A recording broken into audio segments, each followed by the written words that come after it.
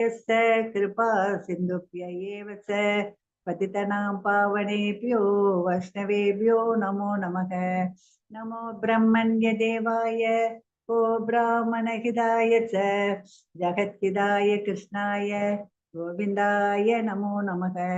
नमो महावदन्याय कृष्ण प्रेम प्रदायते कृष्णाय कृष्ण चैतन्य नामिने गौरद्वेष नमः।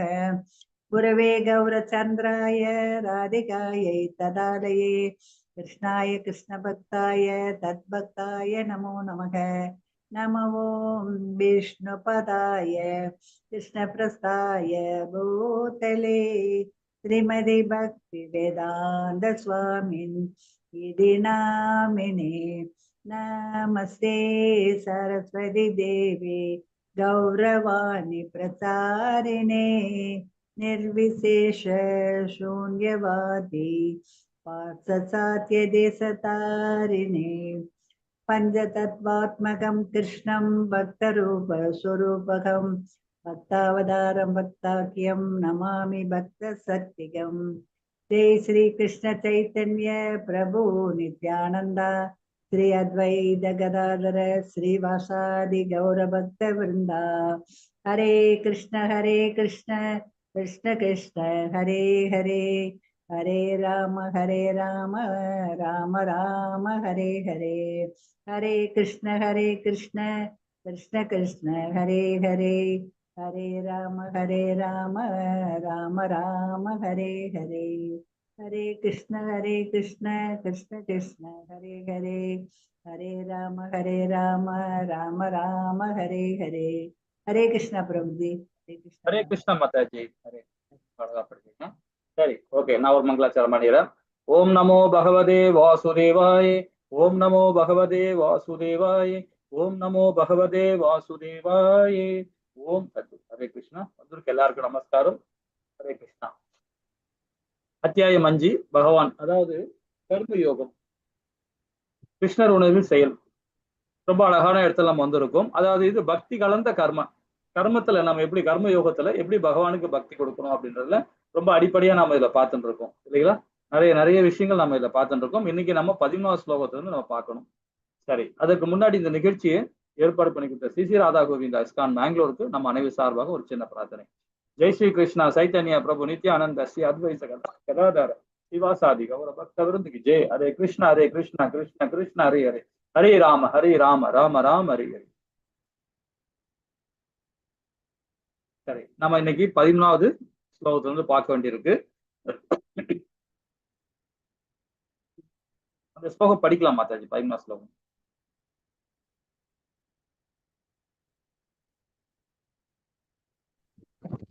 ஹரே கிருஷ்ணா படிக்கிறீங்களா? हरे कृष्ण प्रभु। हरे कृष्ण। श्लोकम 13 सर्व कर्माणि मनसा सन्न्यस्यास्ते सुखं वसि नवद्वारे पुरे देहि नैव कुर्वन्न कारयन्। हरे कृष्ण। हरे कृष्ण माता அழகா படிச்சு। ஹரே கிருஷ்ணா இங்க நவத்வாரா அதாவது பாத்தீங்கன்னா உடலை உடைய ஆத்மா தனது இயற்கையை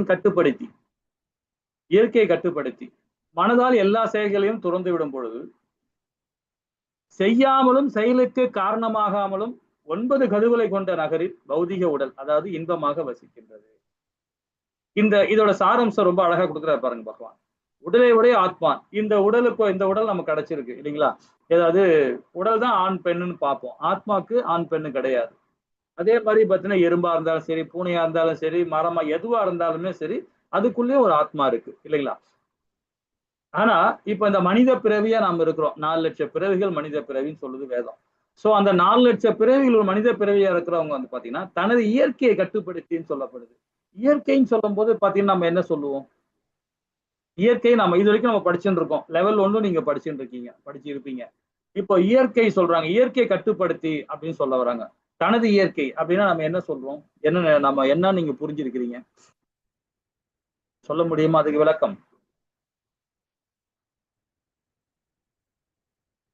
இயற்கையை கட்டுப்படுத்தி இந்த உடல் சொல்ற போது பாத்தீங்கன்னா இது பகிரங்க சக்தி, இல்லைங்களா? பகவானுடைய வெளிப்புற சக்தி அப்படின்னு சொல்றோம். அதே மாதிரி இந்த பிரபஞ்சத்துல உள்ள இயற்கைன்னு சொல்லும் போது பாத்தீங்கன்னா காற்று இருக்கு, நீர் இருக்கு, நிலம் இருக்கு, வெப்பம் இருக்கு, அதாவது சூரிய ஒளி இருக்கு, இந்த நெருப்பு இருக்கு, ஆகாயம் இருக்கு. இதெல்லாம் வந்து பஞ்சபூதங்கள், இதெல்லாம் இயற்கை இல்லைங்களா? ஆனா இங்க என்ன சொல்றாருன்னா இயற்கை கட்டுப்படுத்தி அப்படின்னு சொல்றாரு. அப்ப இயற்கைன்னு சொல்லும் போதே பாத்தீங்கன்னா இந்த உடல் வந்து பாத்தீங்கன்னா பௌதிகமான உடல் தான். இது பகவானுடைய வெளிப்புற சக்தி, பகரங்க சக்தி நாம தெரிஞ்சுக்கிட்டோம். அதே மாதிரி இந்த இயற்கையும் பகவானுடைய வெளிப்புற சக்தி தான். அந்த அந்த சக்தி மூலியமா தான் இந்த உடலை இயங்குது. அது நல்லா நம்ம புரிஞ்சுக்கிறோம் இல்லைங்களா? எல்லாமே நம்ம காந்த சக்தியில் தான் இந்த உடலை இயங்குது. அந்த இயற்கை, அந்த இயற்கை பிரகிருதின்னு சொல்ல பாத்தீங்கன்னா அந்த இயற்கை இதோட சார்ந்ததான் நாம இயங்கின்னு இருக்கோம். இந்த உடல் இயங்கின்னு இருக்கு இல்லைங்களா? சோ இந்த உடலுடைய உள்ள இருக்கிற ஆத்மா வந்து அது நித்தியமானது. அது பகவானுடைய, அதாவது அந்தரங்க சக்தின்னு சொல்லப்படுது, யோகமாயா சக்தின்னு சொல்லப்படுது. பகவானுடைய சக்தி உள்ள இருக்கிற ஆத்மா, உயிர். அப்போ இந்த இயற்கைன்னு சொல்லும் போது பாத்தீங்கன்னா இயற்கையோட சம்பந்தப்படும் போது நாம நிறைய விஷயங்கள் நாம வந்து தப்பா பண்ணுவோம். நிறைய விஷயம் தப்பு பண்ணுவோம். ஏன்னா இயற்கை அப்படிதான் ஆகும். அந்த இயற்கைக்கு தகுந்த மாதிரிதான் இந்த உடலும் இயங்கும். இந்த உடலும் இயற்கைக்கு தகுந்த மாதிரி செயல்பட ஆரம்பிச்சிடும் இல்லைங்களா? அப்போ அப்படி பாத்தீங்கன்னா சத்துவகுணம், ரசோகுணம், தமோ குணம், இந்த 3 குணங்கள் நம்ம இயங்குது, நம்மள இயக்குறாங்க. அதாவது இயற்கையை சம்பந்தப்படுத்தும் போது இப்ப சத்துவகுணம் சொல்லும் போது நல்ல குணம், ரசோகுணம் சொல்லும் போது பாத்தீங்கன்னா நம்மளுக்கு பேராசை பிடிச்ச குணம், ரொம்ப பேராசை, அதிகமா சம்பாதிக்கணும், அதிகமா பொருள் தேவை, இந்த மாதிரி ஈடுபாடு இருப்பாங்க, நிறைய மோகமா இருப்பாங்க எல்லா பொருள் மேலேயும் உயிர் மேலெல்லாம், அந்த ரசோகுணம். தமோ குணம் வந்து பைத்தியகாரத்தனம். தமசுல இருக்கவங்க வந்து பைத்தியகாரத்தனமா இருப்பாங்க, என்ன செய்யணும்னு தெரியாது அவங்களுக்கு, எதுவும் தெரியாது அவங்களுக்கு, அந்த மாதிரி பைத்தியகாரத்தனமா இருப்பாங்க. அப்ப சத்துவ குணம் சொல்றது ஒரு பிராமண குவாலிட்டி, நல்ல குணம் தான் அது. சோ இந்த 3 குணத்தையும் கண்ட்ரோல் பண்ணணும். இது நம்மளுடைய செயலால தான், நம்ம செயலால, நம்மளுடைய புத்தியால, நம்முடைய மனதால, நம்ம உடலால ஏற்படுறதா அது. அப்போ அந்த இயற்கையை நம்ம கட்டுப்படுத்தணும். இயற்கையை கட்டுப்படுத்தும் போது இந்த புலன்களையும் மனதையும் புத்தியும் கட்டுப்படும் போது ஆட்டோமேட்டிக்கா அந்த 3 குணம் இல்லாம நாம செயல்படுவோம். இங்க என்ன சொல்ற, அதை கட்டுப்படுத்தி மனதால் எல்லா செயல்களையும் துறந்து விடும் போது, அப்போ இயற்கையை சம்பந்தப்பட்டுதான் மனது இல்லைங்களா? மனது எல்லா செயல்களையுமே, மனது என்ன பண்ணும் பார்த்தா சிலது நான் மனசாட்சியோடு நடக்கிறேன்னு சொல்லுவாங்க, அப்பதான் அவங்க தப்பு பண்ணுவாங்க. ஆத்ம ரூபத்துல செய்யற செயல் தான் வந்து என்னைக்குமே தப்பு நடக்காது. ஏன்னா அது வந்து யோகமாயா சக்தி, பகவானுடைய அம்சம், அது பகவானுடைய முழு அம்சம். அது அந்த அதோட செயல் தான் வந்து ரொம்ப ஆத்ம ரூபமா செய்யற செயல் தான் வந்து என்னைக்குமே சச்சிதானந்தம் சொல்லப்படுது.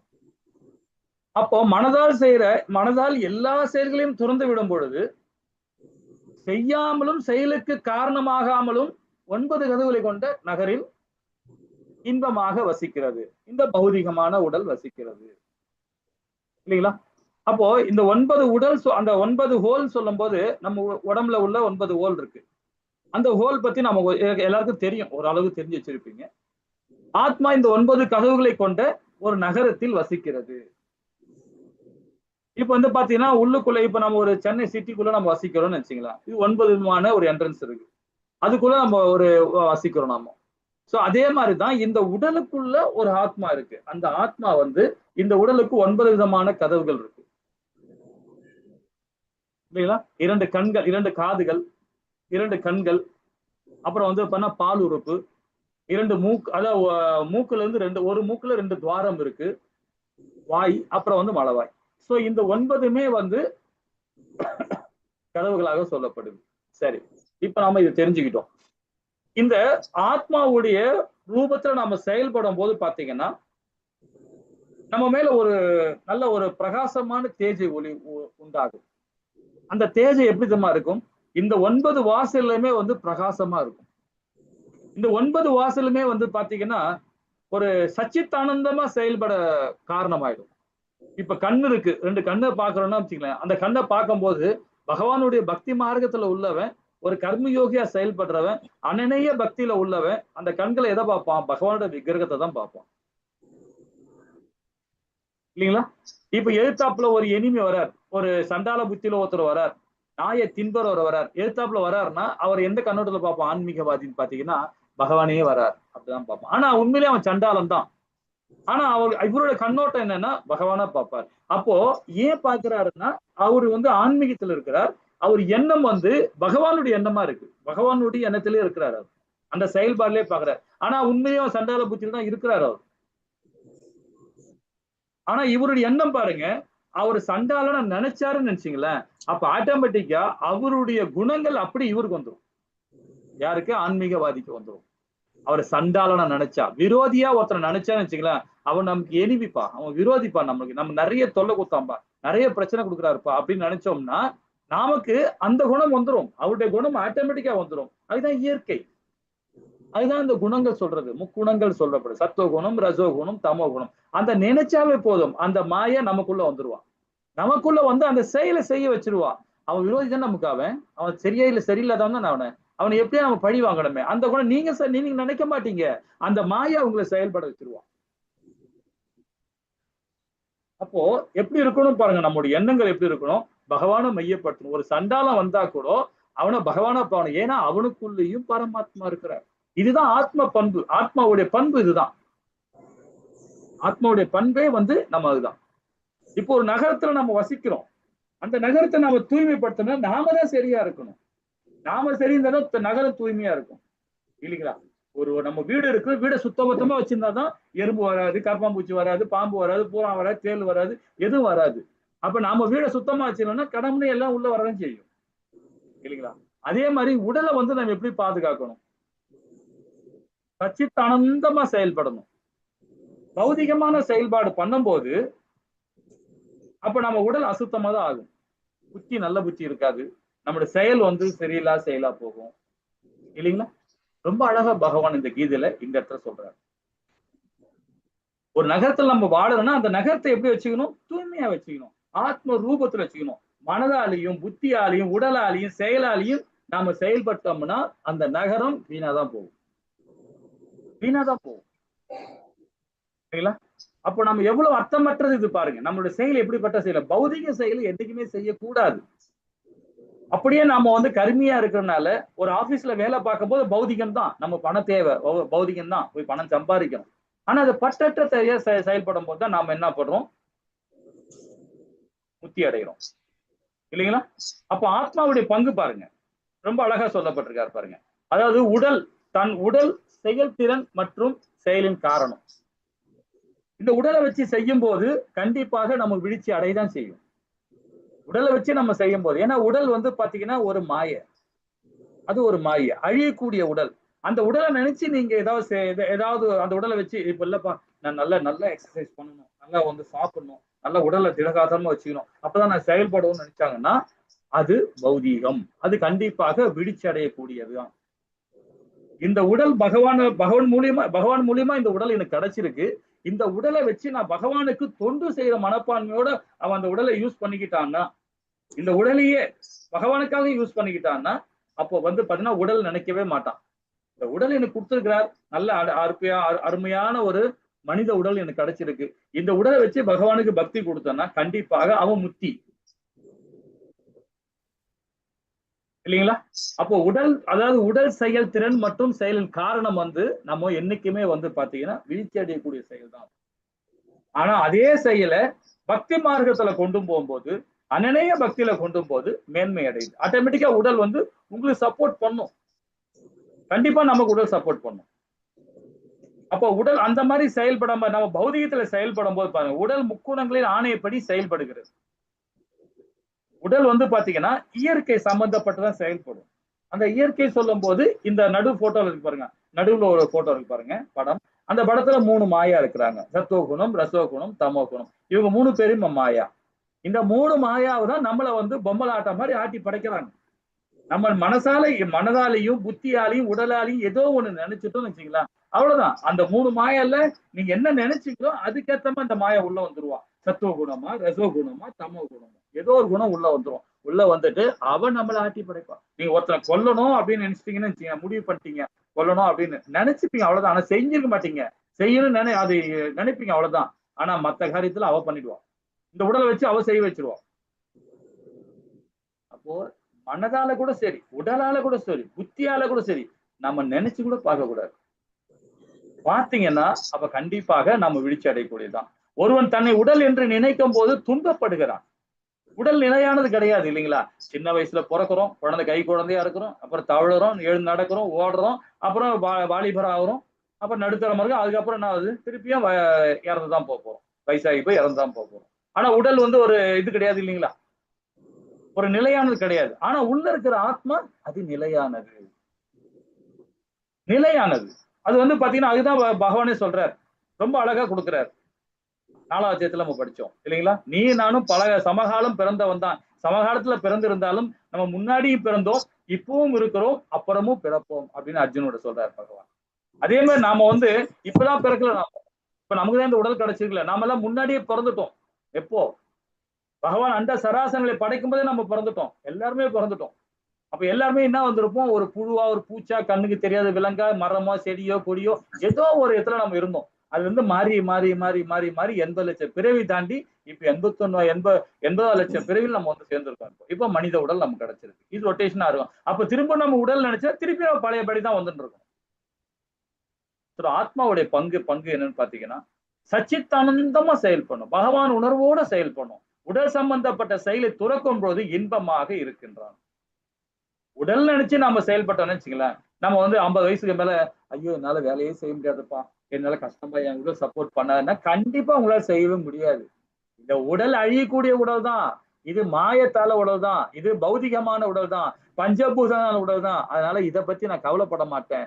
ஆத்ம ரூபத்துல என் செயல் செய்யப்படனா போதும், சச்சித்தானந்தமா செயல்படும். அப்ப இயற்கையை கட்டுப்படுத்தி அவன் செயல்பட ஆரம்பிச்சிடும். என்னதான் நீங்க உடல் உட்கார முடியலனாலும் சரி, ஒரு பெட்ல உட்கார்ந்தோட சரி, ஒரு ஏதாவது சப்போர்ட் கொடுத்து அழகா சமமா உட்காந்துட்டு பகவான் நினைச்சு பாருங்களேன். அதாவது மனசாலேயே புத்தியாலும் நினைக்காதீங்க, உடலால நினைக்காதீங்க, ஆத்ம ரூபத்துல பகவான் நினைச்சு பாருங்க. சச்சித்தானந்தமா செயல்படுங்க. அந்த உடல் அப்படியே நல்ல இதா இருக்கும். அந்த மாதிரி உங்களுக்கு ஒரு டிஃபரன்ஸ் தெரிய ஆரம்பிச்சிடும். இயற்கை கட்டுப்படுத்தணும் எல்லா செயலுமே. இப்ப அதுக்கு ஒண்ணு வேற மாதிரி சொல்லலாம். எப்படி சொல்லலாம்னா, மனதை வந்து பகவானை மையப்படுத்தி நம்ம செயல்பட வைக்கணும். எப்படி பார்த்தணும், ஹரே கிருஷ்ணா ஹரே கிருஷ்ணா கிருஷ்ணா கிருஷ்ணா ஹரே ஹரே, ஹரே ராம ராம ராம ஹரி ஹரி. பகவான் நினைச்சு செயல்பட்டுக்கிட்டே இருங்க. ஆட்டோமேட்டிக்கா மனது கண்ட்ரோல் ஆயிடுச்சுன்னா ஆட்டோமேட்டிக்கா புலன் கண்ட்ரோல் ஆயிடும். அப்ப பௌதிக எண்ணம் நமக்கு வரவே வராது இல்லைங்களா? ரொம்ப அழகா 13ல சொல்லியிருக்காரு. 14ல என்ன சொல்றாரு? ஹரே கிருஷ்ணா பிரபுஜி. இதுக்கு ஒரு சின்ன சொல்லலாமா பிரபுஜி? பதம் 14. ஹரே கிருஷ்ணா பிரபுஜி. பதம் 14. ஒரு நிமிஷம் மாதாஜி. இல்லங்க பிரபு, மனசை வந்து எப்படி கட்டுப்படுத்துறது? புலன்களை கட்டுப்படுத்தினா அந்த 9 வாயில்களை கொண்ட உடல்ல வந்து ஆத்மா வந்து இன்பமாக வாழ்வான் இல்லையா? அதுக்கு ஒரு சின்ன கதை வரும். அது அம்பரீஷ் மகாராஜான்ட்டு ஒரு மகாராஜா இருந்தாரு. அந்த அம்பரீஷ் மகாராஜா தான். அவர் என்ன செஞ்சாருன்னா, அவருக்கு வந்து உடம்பு இருந்தது, புலன்கள் இருந்தது. தன்னுடைய ஞானேந்திரியங்கள், கர்மேந்திரியங்கள் எல்லாம் அந்த பௌதிகத்துல ஈடுபடுத்தாம நம்ம இன்பமா வாழணும்னா என்ன செஞ்சாரு அவரு?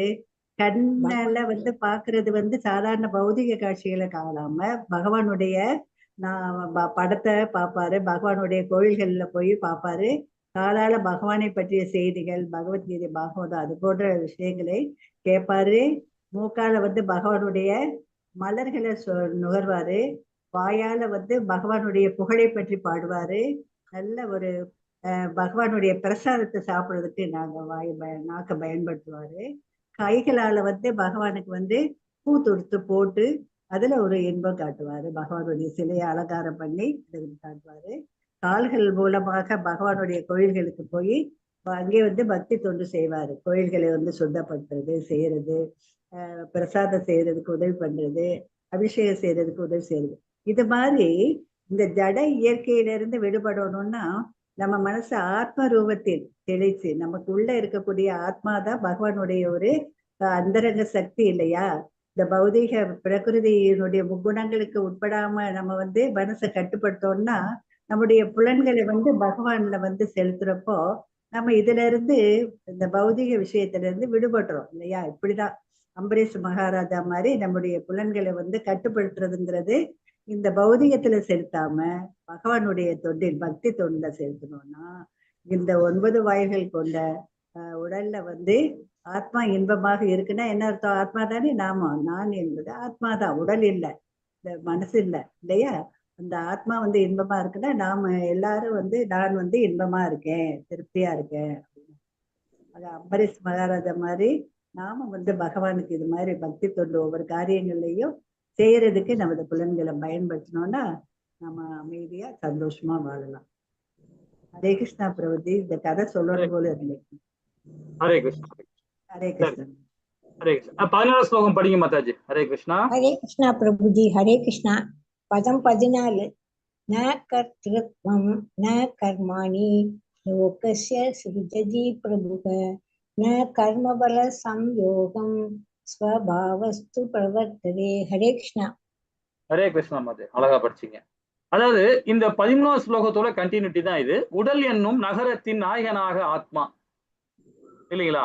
இது நம்ம என்ன செய்யறோமோ, என்ன மாதிரி கர்மா பண்றோமோ அதுக்கேற்ற நம்ம உடல் கிடைக்கும். அந்த உடலுக்கு நாயகன் யாருன்னு பாத்தீங்கன்னா ஆத்மா தான். நாம நினைக்கிறோம் இந்த உடல் வந்து அழகா இருக்கு. ஒரு ஒரு ஒரு ஒரு குழந்தை, ஆம்பளை குழந்தை பிறக்கிறான். ஒரு குழந்தை பிறக்குதுன்னா அந்த குழந்தை பாத்தீங்கன்னா வளர்ந்த பிறகு எவ்வளவு அழகா இருக்கு, எவ்வளவு இதா இருக்கு. இதெல்லாம் எப்படி வரும்? இதெல்லாம் பாத்தீங்கன்னா அந்த குழந்தையோட கர்மா தான். தாய் தந்தரையோ உறவினரையோ அவங்க செஞ்ச புண்ணியமோ இதெல்லாம் கிடையவே கிடையாது. அந்த குழந்தை போன பிறவில என்ன பாவம் புண்ணியம் பண்ணுதோ அதுக்கேத்த உடல் கிடைக்கும். ஒண்ணு இது வந்து பாத்தீங்கன்னா மனு தர்மத்திலயும் சரி, ரிக்கு வயத்திலயும் ரொம்ப அழகா சொல்லப்பட்டிருக்கிறாங்க. இப்ப என்ன சொல்லுவாங்க, என் குழந்தை பாருங்க என்னுடைய சாயல்ல இருக்கு, என்னுடைய இது இருக்கு அப்படின்னு சொல்லுவாங்க. சாயல் இருக்கும். ஆனா ஒரு குழந்தைக்கு பாத்தீங்கன்னா சில குழந்தைகளுக்கு கை இருக்காது, சில குழந்தைக்கு கால் வராது, சில காது கேட்காது, சில கண்ணு தெரியாது, சில ஆனா பாத்தீங்கன்னா தாய் தந்தை உருவத்துல இருக்கும் அந்த குழந்தைக்கு பாக்குறதுக்கு. அப்போ வந்து பாத்தீங்கன்னா நம்ம என்ன சொல்ல முடியும்? அது இப்போ ரிக்கு வயசுல ரொம்ப அழகா கொடுக்குறான். போன பிறவில அந்த குழந்தை வந்து ஏதாவது பாவம் பண்ணிருக்குன்னா அடுத்த பிறவி ஒரு நாயை ஒரு ஒரு ஒரு ஒரு குழந்தை வந்து அந்த போன பிறவில ஒரு நாயை அடிச்சு கொன்னுடுச்சுன்னு வச்சுங்களேன். அந்த ஆத்மா வந்து எதால அந்த நாய் இறந்ததோ, எந்த வகையில இறந்ததோ அதுக்கேத்த மாதிரி உடல் பாகங்கள் இவங்களுக்கு வந்து பிரச்சனையில இருக்கும். இப்போ ஒருத்தருக்கு வந்து காது கேட்காம பிறக்கலாம். ஆனா பாத்தீங்கன்னா ஃபேஸ் பாத்தீங்கன்னா அந்த தாயோட வயசு அந்த தாய் மாதிரியே இருக்கும். அந்த குழந்தை பிறந்திருக்கும். தந்தை வகையில அந்த குழந்தை பிறந்திருக்கும், தாத்தா வகையில பிறந்திருக்கும். ஆனா கால் கையெல்லாம் கொஞ்சம் ப்ராப்ளமா இருக்கும். அது என்னது? அது கர்மா தான். போன பிறவில் இந்த கர்மா தான், இல்லைங்களா? அப்போ என்ன சொல்ல வருதுன்னு பாத்தீங்கன்னா, உடல் என்னும் நகரத்தின் நாயகன ஆத்மா. நாம போன பிறவில என்ன பண்ணமோ, பாவம் புண்ணியம் பண்ணமோ அதுக்கேத்த மாதிரி உடல் கிடைக்கும், இல்லைங்களா? அப்போ செயல்கள் உண்டாக்குவதில்லை. என்ன செயல்கள் உண்டாக்குவது? செயல்படுமாறு மக்களை தூண்டுவதும் இல்லை, செயல்களின் பலன்களையும் தூண்டுவதும் இல்லை. ஏன்னா ஆத்மா வந்து சைலண்டா தான் இருக்கும். அது ஒரு நாயகன், அவ்வளவுதான். இந்த உடல் கிடைச்சிருக்கு, அந்த உடலுக்குள்ள அப்படியே கம்முன்னு இருக்கும். அதை நாம செயல்படுத்தணும். அதை எப்படி செயல்படுத்தணும்? ஆன்மீக தன்மையா செயல்படுத்தணும். நாம எப்படி செயல்படுறோம் அது மாதிரி கிடையவே கிடையாது. இப்ப நம்ம சாப்பிடுற விஷயத்திலயும் சரி, உடை அலங்காரத்துக்கும் சரி, ஒரு இடத்துல நம்ம போகணும்னு வச்சுக்கலாம், நம்ம உடல் சுகமா இருக்கணும். இப்போ ரொம்ப சென்னையில பாத்தீங்கன்னா நம்ம தமிழ்நாட்டுல பயங்கர சூடா இருக்குங்க. ஊட்டியில போய் இருந்துட்டு வரலாம் ஒரு வாரம். இப்ப சிம்லாக்கு போலாம், சுவிட்சர்லாந்து போலாம் அப்படின்னு போறோம். எதுக்காக? உடல் சுகத்துக்காக போறோம்.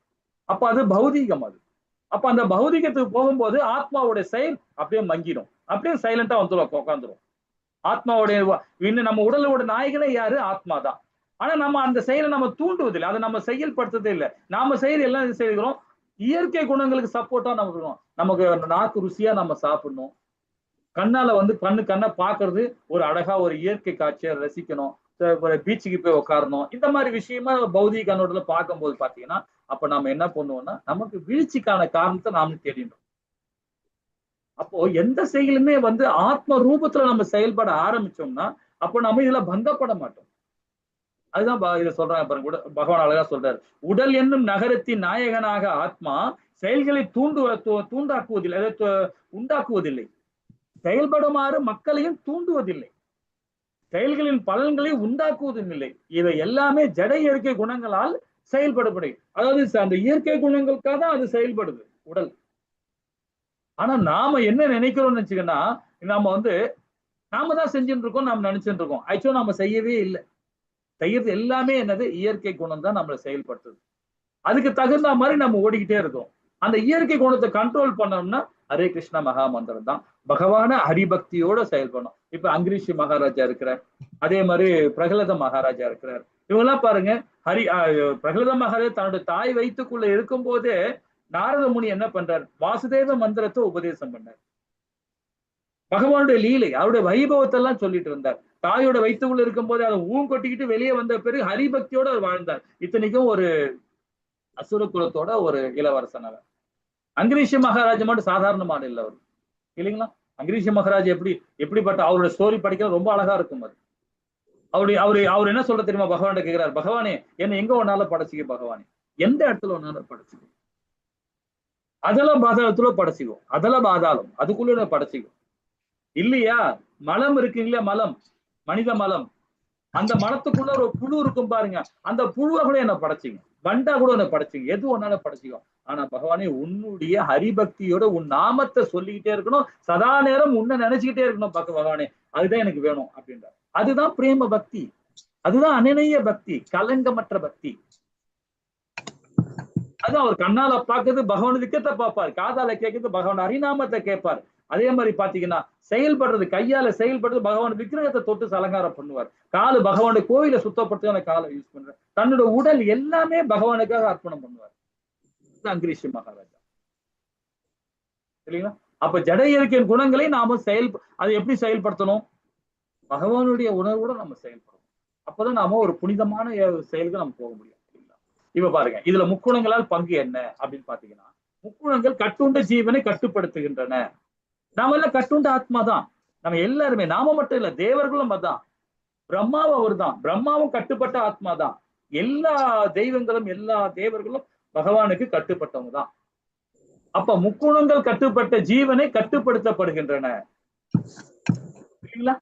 அப்ப பகவான், அதாவது எல்லா தேவர்களையும் கட்டுப்படுத்துறாரு. இப்ப சனி பகவான் பாருங்க, அவர் கண்ணால பாத்துறாரு, யார கண்ணால பாக்குறாரோ உடனே அவங்களுக்கு பிரச்சனை உண்டாக்குறாரு, இல்லைங்களா? அது எப்படி வரும்? அது குணங்கள் சம்பந்தப்பட்டுதான். நம்ம என்ன செய்யறோமோ அதுக்கேத்த மாதிரி தேவர்கள் நம்மளை வழி நடத்துறாங்க, அதுக்கேத்த பலன் நம்ம கொடுக்குறாங்க. அந்த பலன் மூலியமாக இந்த 3 மாயாவும் நம்மளை செயல்படுத்த வைக்கிறாங்க. அப்போ கட்டுண்ட ஆத்மாவானால் நாமோ முக்குணங்களால் கட்டுப்படுத்தப்பட்ட ஜீவன் ஆசைப்படுகிறது. முக்குணங்களின் ஆதிக்கம் பெருத்து ஆசைகள் வேறுபடுகின்றன. அப்ப அதுக்கேத்த மாதிரி வசதியும் செய்து தருகிறது. எது? அந்த முக்குணங்கள். இப்ப நான் சத்துவத்திலேயே செயல்படுறேன்பா, நான் பிராமண கோர்ட்லயே இருக்கிறேன்பா, எனக்கு நான் ரசோகுணத்துக்கு போக மாட்டேன், தமோ குணத்தையும் போக மாட்டேன்றது அது நம்மளோட செயலால, எண்ணத்தாலையும் புத்தியாலையும் மனதாலையும் உடலாலையும் நாம அந்த செயல்படும் பண்ணும்போது அந்த மாயை நம்மள சத்துவத்திலே தான் வச்சுட்டு இருப்பான். ஏன்னா வேதம் என்ன சொல்லுதுன்னா, சத்துவ குணம் கூட இருக்கக்கூடாது.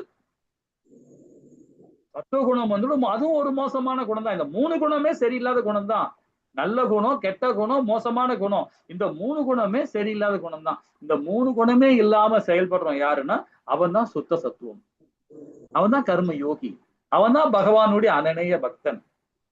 ஆனா அந்த நிலை வர்றதுக்கு தான் நாம இப்போ இதை படிச்சுட்டு இருக்கோம், இல்லைங்களா? அந்த நிலையை வரணும். அது நம்ம படிக்கிறதோ கேட்கறதோ அதை தெரிஞ்சா மட்டும் பத்தாது, அதை நம்ம செயல்படணும், வாழ்வில கொண்டு வரணும். நம்ம வாழ்வில கொண்டு வரணும். நம்மளுடைய செயல் இந்த படிக்கிறது எல்லாமே கேட்கறது எல்லாமே நம்ம வாழ்வில கொண்டு வரும்போதுதான் நம்ம பூர்ணம் அடைய முடியும், இல்லைங்களா? ஆனால் ஆத்மா செயல்களை உண்டாக்குவதில்லை, செயல்படுமாறு தூண்டுவதும் இல்லை, செயல்களின் பலன்களை உண்டாக்குவதும் இல்லை. ஆத்மா நம்ம செயல்படுறது எல்லாமே அது முக்குணங்களான இந்த குணங்களால் தான் நம்ம செயல்படுறோம். அதை நம்ம புரிஞ்சுக்கணும். ஹரே கிருஷ்ணா மாதாஜி. 15வது பதம். ஹரே கிருஷ்ணா, படிங்க 15வது பதம். ஹரே கிருஷ்ணா பிரபு. படி. பதம் 15. நாதத்தே கஸ்ய சித்பாபம் நசைவ சுக்ருதம் விபுஹு அஜ்ஞானேனாவ்ருதம் ஞானம் தேன முஹ்யந்தி ஜந்தவஹ. ஹரே கிருஷ்ணா பிரபு. ஹரே கிருஷ்ணா மாதாஜி. இந்த பதம் ரொம்ப அழகான பதம். இது 15வது பதம் ரொம்ப அழகான பதம். என்ன சொல்றேன்னா, அச்செயலில் பாவ புண்ணியத்தை பரமபுருஷன் ஏற்பதும் இல்லை. ஜீவனின் உண்மை ஞானம் அறியாமையினால் மறைக்கப்பட்டுள்ளது. அந்த அறியாமை ஆத்மாவின் மயக்கத்திற்கு காரணமாகும் சொல்லப்படுது. இப்போ அந்த செயல் பாவ புண்ணியத்தை பரமபுருஷன் ஏற்பதே இல்லை. ஏன்னா பகவான் நாம என்னதான் நாம செயல்பட்டாலும் அது பகவான் ஏற்கவே மாட்டார். அதுக்கு பகவானுக்கு அதுக்கு சம்பந்தமே இல்லை. நம்ம பாவ செயல் செய்யறோம்னு வச்சுங்களேன், பாவ செயல் செஞ்சாலும் சரி அது பகவான் ஏத்துக்க மாட்டார். புண்ணிய செயல் செஞ்சாலும் சரி, புண்ணிய செயல் செஞ்சாலும் சரி, அதுவும் பகவானுக்கு சம்பந்தம் இல்லை. ஏன் காரணம் பாத்தீங்கன்னா, அது உன்னுடைய கர்மான்ற, உன்னுடைய கர்மா, அதை நீதான் தீர்மானிக்கிறன்ற. பாவத்தை நீ தான் தீர்மானிக்கிற, புண்ணியத்தை தீர்மானிக்கிற. புண்ணியத்தை செஞ்சுதான் ஏன் லோகத்துக்கு வரப்போற, வைகுந்தம் போக போறோம். அவ பாவத்தை செஞ்சுன்னா திரும்ப திரும்ப இதே பிறவிதான் நமக்கு. எப்படி பிறக்கிறோமோ, என்ன மாதிரி பாவம் பண்றோமோ அதுக்கு ஏற்ற உடனம் கிடைக்கும். அது பகவானுக்கும் அதுக்கு சம்பந்தமே இல்லை. ஆனா நாம என்ன பண்றோம், என்னை ஏன் இப்படி படைச்ச, என்னை ஏன் இப்படி கொடுமைப்படுத்துற, எனக்கே இந்த நோய் வச்சிருக்கிறேன், எனக்கே இது மாதிரி பிள்ளைய கொடுத்துருக்கிறேன், எனக்கே இந்த வசதி கொடுக்கல, பகவானை திட்டின்னு இருக்கும். அது எவ்வளவு பெரிய அபத்தம் பாருங்களேன், இல்லைங்களா?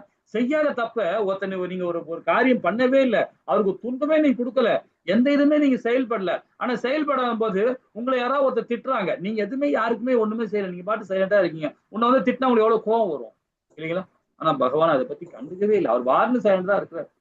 நமக்கு என்ன கொடுத்துக்கிறாரு பாருங்க, இயற்கை கொடுத்துக்கிறார், காத்த கொடுத்துக்கிறார், மண்ணை கொடுத்துக்கிறார், பொண்ணை கொடுத்துக்கிறார், வைரத்தை கொடுத்துக்கிறார், நிலத்தை கொடுத்துக்கிறார், அப்பா அம்மா சகோதரன் சமுதாயம் வேதம் சட்டம் எல்லாமே கொடுத்துட்டார்.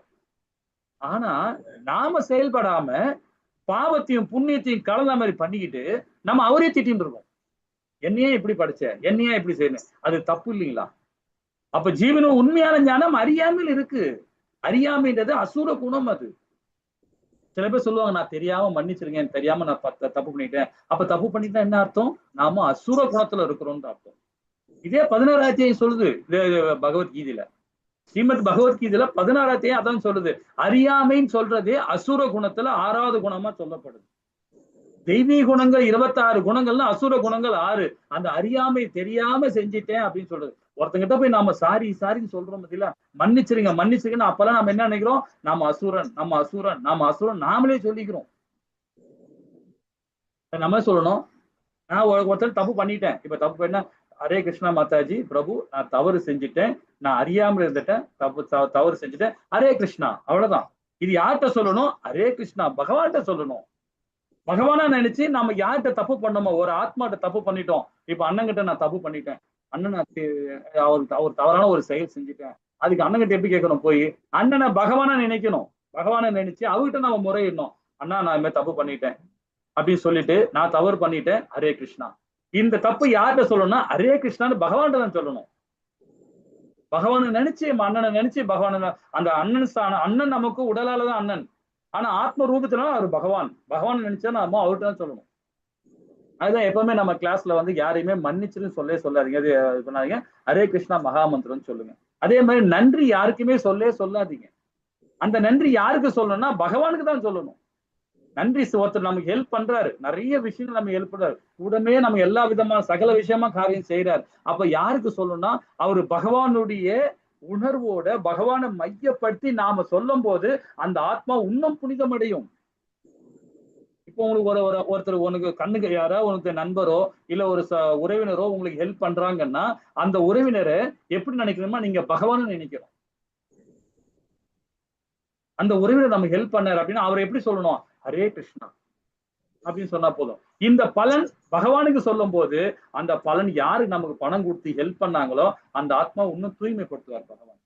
நீங்க உடலால் நினைச்சு அந்த ஆத்மாக்கு நீங்க சொன்னீங்கன்னா கண்டிப்பாக அந்த பலன் அந்த செய்யாது, அந்த பலன் போய் சேராது. அதே ஹரிபக்தியோட பகவான் நாமத்தை சொல்லி அந்த ஆத்மாவை தூய்மைப்படுத்துங்க. யாருக்காவது நம்ம உதவி பண்ணிருக்காங்களா, ஹரே கிருஷ்ணா பிரபு, அவ்வளவுதான், ஹரே கிருஷ்ணா மாதாஜி அப்படின்னு சொன்னா போதும். அவங்கள பகவானை நினைச்சு சொல்லி பாருங்க, அந்த ஆத்மா தூய்மை அடையும். அதை விட்டுட்டு செல்வம் பிரபு, புஷ்ப மாதாஜி பிரபு, எனக்கு பிரபுஜி, எனக்கு மாதாஜி, எனக்கு ஹெல்ப் பண்ணீங்க மாதாஜி அப்படின்னு சொன்னீங்கன்னா அது உடலோட தான் சேர்ந்துமே தவிர ஆத்ம ரூபத்துல போகாது. நன்றி சரி, அதே மாதிரி தவறு பண்ணிட்டேன் மன்னிச்சிருங்க அப்படின்னு சொல்றதையும் பகவானை மையப்படுத்தி சொல்லுங்க.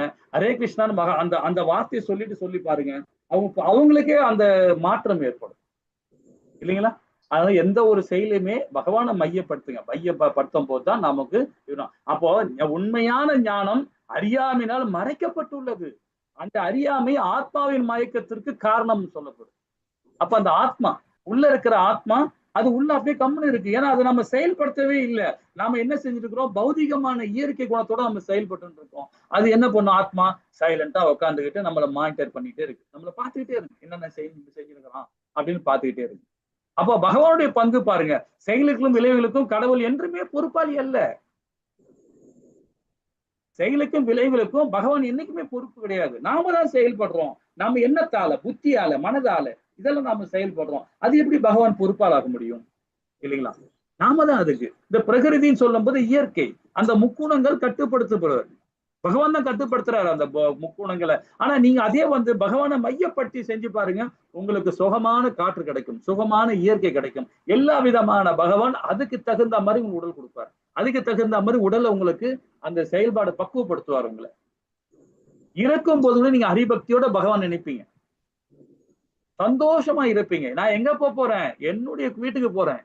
நம்முடைய வீடு எல்லாருடைய வீடு யாருக்கு? நமக்கு. நான் எல்லாருடைய வீடும் நமக்கு எந்த வீடுன்னு பாத்தீங்கன்னா வைகுந்தம் தான் நமக்கு. அது நம்ம வந்த இடம். அது அங்கந்தான் நம்ம வந்தோம், அங்கந்தான் நம்ம போனோம். நம்ம எல்லாம் இப்ப ஜாலியா வந்திருக்கோம், டூர் வந்திருக்கிறோம். வந்துட்டு நம்ம கூட சப்ஜெக்டா கூட வந்திருக்காரு, மனைவி வந்துக்கிறாங்க, கணவர் வந்துக்கிறாங்க, அப்பா அம்மா அண்ணன் தம்பி உறவு எல்லாம் வந்திருக்கு. இது எல்லாமே இந்த உடலோட சம்பந்தப்பட்டது தான். ஆனா நம்ம சொந்த வீடு எங்க? வைகுந்தம் தான். அந்த இடத்துக்கு நம்ம போனோம்னா ஹரிபக்தியோட நம்ம செயல்படணும். அப்ப ஆத்மன் விருப்பத்தினை நிறைவேற்ற அவர் அனுமதிக்கிறார்.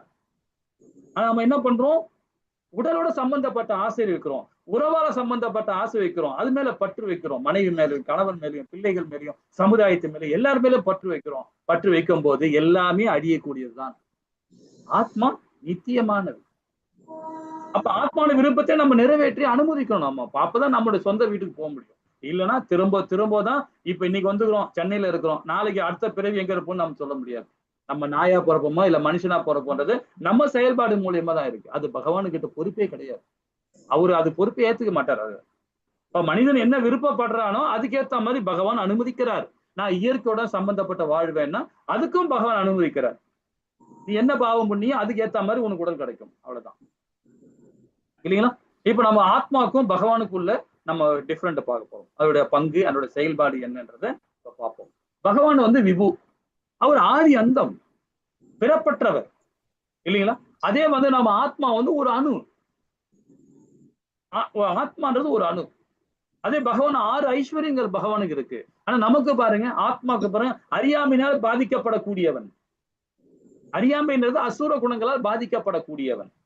ஆத்மா அது வந்து பாத்தீங்கன்னா ஆக்சுவலா வந்து இந்த உடலோட சம்பந்தப்படும் ஆத்மாவும் அனுபவிக்குது. ஏன்னா ஆத்மா எங்க போனோம்? நம்ம வீட்டுக்கு தான் போனோம். ஒண்ணும் இல்லைங்க. இப்ப நம்ம ஒரு குழந்தை இருக்கிறான், குழந்தை வேலைக்கு போறான், வேலைக்கு போயிட்டு வரான், வேலை வந்து எங்க வருவான்? நம்ம வீட்டுக்கு தானே வரணும் பாப்பான். அவன் அதை விட்டுட்டு அவன் வேற எங்கேயோ போனான்னா அப்ப நமக்கு எப்படி இருக்கும்? அந்த ஆத்மாக்கு எப்படி இருக்கும்? அந்த பையனுக்கு எப்படி இருக்கும்? ஏன் நம்ம வீட்டுக்கு போகாம ஒரு ஆள் இங்க வேற ஊர்ல என்ன பிடிச்சி கடத்திட்டு போறாங்க, இங்கேயும் கடத்திட்டு போறான்னு ஒரு எண்ணம் வரும் இல்லைங்களா? அது போலதான் நம்ம செயல்பட்டுருக்கோம். நம்ம வீட்டுக்கு போகாம நம்ம வேற எங்கேயோ சுத்தி கிடக்கும். அறியாமையில பாதிக்கப்படக்கூடியவன் ஆத்மா. அதாவது இந்த உடல், இந்த ஆத்மா. அதே சுய திருப்தி, அதாவது ஆத்மராமன், அதாவது பகவானுடையது. ஆனா ஆத்மா வந்து பாத்தீங்கன்னா ஆசைப்படுவதற்கு சுதந்திரம் உள்ளவன். ஆனா பகவான் எல்லாருக்கும் சுதந்திரம் கொடுத்திருக்கிறார். நீ என்ன ஒன்னாலும் எடுத்துக்கப்பா. நீ இயற்கை எடுத்துக்கிறியா, இயற்கை எடுத்துக்கோ, அதுக்கேற்ற உடல் கிடைக்கும். நீ ஆத்ம ரூபத்துல செயல்படுறியா, ஆன்மீக மூலியமா செயல்படுறியா, அதுக்கேற்ற உனக்கு உடல் கிடைக்கும். அதுதான் சுதந்திரம் கொடுத்துறார். அது அர்ஜுனனை சொல்றார் 18ஆம் அத்தியாயத்துல 63ல சொல்றார், அர்ஜுனா உனக்கு எல்லா விதமான ஞானத்தையும் கொடுத்துட்டேன்டா, எல்லா விதமான ஞானத்தையும் கொடுத்துட்டேன். கர்ம யோகத்தை கொடுத்தேன், ஞான யோகத்தை கொடுத்தேன், பக்தி யோகத்தை கொடுத்தேன், ராஜ யோகத்தை கொடுத்தேன், 6 தத்துவத்தையும் கொடுத்துட்டேன், 18 புராணங்களையும் சொல்லி கொடுத்துட்டேன், 4 வேதங்களையும் குறிப்பிட்டு சொல்லி கொடுத்துட்டேன், எல்லா விபூதி யோகத்தையும் சொல்லி கொடுத்துட்டேன். இனி நீ போர் பண்றதையோ போர் பண்ணாம போறதையோ அது உன்னுடைய செயல். 18ல சொல்றாரு, 1863ல சொல்றாரு. அப்ப அர்ஜுனன் என்ன பண்றான்? திரும்பவும் அப்படியே கல்லூரி மங்கா மாதிரி நின்று பார்த்துனாங்கிறான். திரும்ப என்ன சொல்றாரு பகவான்? என்ன சொல்றாரு? 64ல சொல்றாரு, நீ அதை எழுந்து போர் பண்றா, உன்னுடைய எல்லா விதமான பாவத்தை நான் எடுத்துக்கிறேன்டான்ற. 65லயும் சொல்றார். அதுக்கப்புறமா தான் 73ல தான் சொல்றான் அர்ஜுனன், கிருஷ்ணா நான் ரெடி ஆயிட்டேன் கிருஷ்ணா, நான் போர் பண்ற ரெடி ஆயிட்டேன் கிருஷ்ணா அப்படின்றான். அப்ப அர்ஜுனனுக்கே வந்து அவ்வளவு பலசாலி, அவ்வளவு புத்திமான், அவ்வளவு ஞானம் உள்ளவன், அவனுக்கு 695 ஸ்லோகம் தேவைப்பட்டது அவனுக்கு. நாமெல்லாம் எங்கார்த்தம் பாருங்க, ஏமாத்தம் பாருங்க. நமக்கு நம்ம ஒண்ணுமே கிடையாது. ஆனா பகவான் நமக்கு எல்லாருக்கும் சுதந்திரம் கொடுத்திருக்கிறார். அந்த ஆனா பகவான் வந்து பாத்தீங்கன்னா ஆத்மராமன். பகவான் ஆத்மாவின் ஆசைகளை அவர் தலையிடுவதே இல்லை. நம்மளுடைய செயல்ல அவர் தலையிடுவதே இல்லை. நீ எப்படி ஒண்ணு நடந்துக்கோ, அதுக்கு ஏத்த மாதிரி நீ அனுபவிக்க போற, எனக்கு ஒண்ணுமே கிடையாதுன்னு சொல்ற. நீ எப்படி ஒன்னா செயல்படு, அது உன்னுடைய சாய்ஸ்ன்ற. ஆனா அப்ப ஆத்மாவுடைய பண்பு என்னன்னு ஆத்மா அதாவது உடலோட சம்பந்தப்பட்ட எப்படி பாத்தீங்கன்னா தவறாக ஆசைப்படுது. சுகம் கிடைச்சா நல்லா இருக்கும், இன்னைக்கு வேண்டாம் நாளைக்கு பாத்துக்கலாம். காலம் தாழ்த்துறவன் பாத்தீங்கன்னா நாளைக்கு நாளைக்கு நாளைக்கு காலம் தாழ்த்துறவனா அவன் தமோ குணம், தமசுல போயிட்டு இருக்கான் அவன். சரிங்களா? இதெல்லாம் 14 ஸ்லோகத்துல படிப்போம், 14 அத்தியாயம் 15 அத்தியாயம் விரிவா படிப்போம். அவர் அனைவரும் சமமானவர் பகவான். சமமானவர்னா பாத்தீங்கன்னா இவன் ஒரு அறிவாளிப்பா, ரொம்ப அறிவாளியா இருக்கான்பா அப்படி பகவான் அணுகிறக்கான் பாருங்க. தவறு தவறு. பகவான் அந்த மாதிரி எண்ணமே வைக்க மாட்டார்.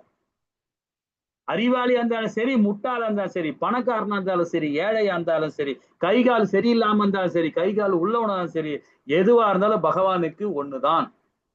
அவர் ஆத்ம ரூபத்தை தான் பார்ப்பார். உடல் சொல்லும் போது பார்க்கவே மாட்டார், உடலோட சம்பந்தப்பட்டே பார்க்க மாட்டார். அவர் எல்லாருமே சமமா தான் பார்ப்பார்.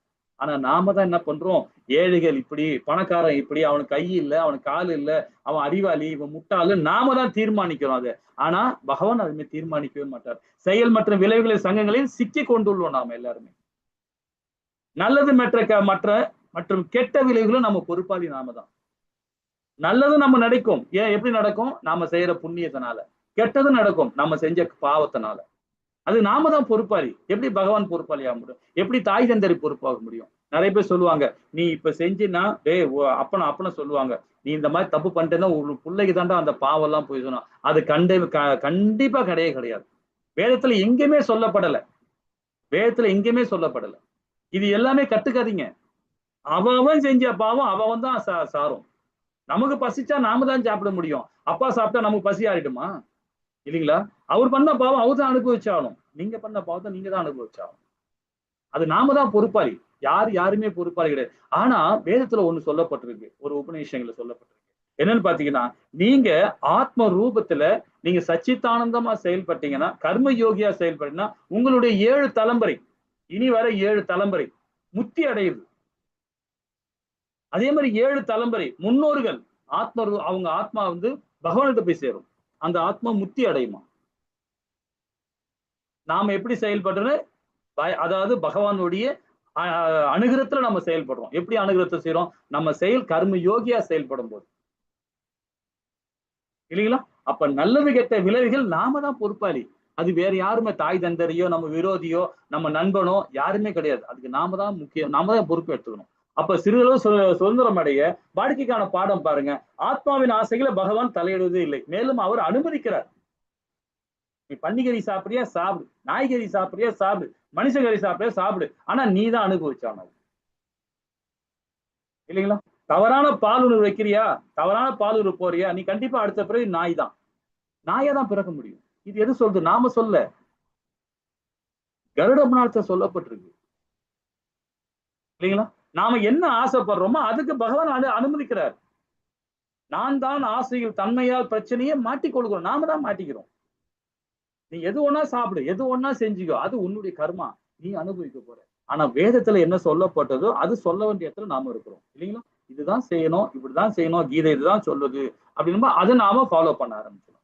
அப்ப செயல் விளைவு அது நம்மளதான் சார்ந்து வந்து இருக்கும். நம்ம என்ன செய்யறோமோ அது விளைவு, இல்லைங்களா? அது அப்படி ரொட்டேஷன் ஆகும். நம்ம என்ன ஆசைப்படுவதும் போதெல்லாம் செயல் மற்றும் விளைவு சுயற்சியை துவங்குகிறது. நாம இப்போ நீங்க ஒண்ணும் இல்ல, பகவத்கீதை இந்த கிளாஸ் அட்டன் பண்றீங்கன்னா ஏதோ நீங்க புண்ணியம் பண்ணிருக்கிறீங்க, அதனால தான் இந்த கிளாஸ்ல அட்டன், உங்களை பெருமைப்படுத்தியா நான் சொல்ல வரல, இது கீதையில சொல்லப்பட்டிருக்கு. இப்ப நம்ம வீட்டுல பாத்தீங்கன்னா, நம்ம முன்னோர்கள் நம்மளோட பாட்டனார்கள் எல்லாம் பாத்தீங்கன்னா, அப்பெல்லாம் பகவத்கீதை எல்லா வீட்லயும் புக்கு உண்டு, எல்லா வீட்லயும் வச்சிருப்பாங்க. ஆனா நம்ம எங்க வச்சிருப்பாங்க, தாத்தா வச்சு புக் எல்லாம் நிறைய படிச்சாருங்க, அதெல்லாம் ட்ரங்க் போட்டு தூக்கி மேல போட்டுச்சுங்க, பரணில போட்டு வச்சிருக்குங்க அப்படிதான், அது அங்கேதான் கிடக்கும், அது அங்கேதான் இருக்கும். என்னைக்கோ ஒரு நாளைக்கு அதை தட்டி, அதை தூசியை தட்டி ஏதோ ஒரு எடுக்கும் போது பாத்தீங்கன்னா, தாத்தா அந்த புக் எல்லாம் படிச்சிருக்காருப்பா அப்படின்னு நாம திறந்து பாக்குறோம். பாத்தீங்களா? அது எப்போ தெரியுங்களா, நாம செஞ்ச புண்ணியம். அது ஒரு 10 நாளுக்கு முன்னாடியோ இல்ல 1 வருஷத்துக்கு முன்னாடியோ, இல்லைன்னா நம்ம பிறக்கும் போதோ இல்ல பிறக்கிறதுக்கு முன்னாடியோ முற்பிறவில ஏதோ பண்ண புண்ணியத்தால அந்த கீதையை படிக்கிறதுக்கு, காதால கேட்கறதுக்கு நம்ம ஒரு புண்ணிய செஞ்சிருக்கிறோம். அதுல செயல் தான் அது. அந்த செயலால விளைவு நமக்கு என்ன கிடைக்குது, மகிழ்ச்சி கிடைக்குது, துன்பம் கிடைக்குது, எல்லாமே கிடைக்குது, இல்லைங்களா? ஹரே கிருஷ்ணா. 16வது பதம் என்ன சொல்றது பாப்போமா? ஹரே கிருஷ்ணா மாதாஜி.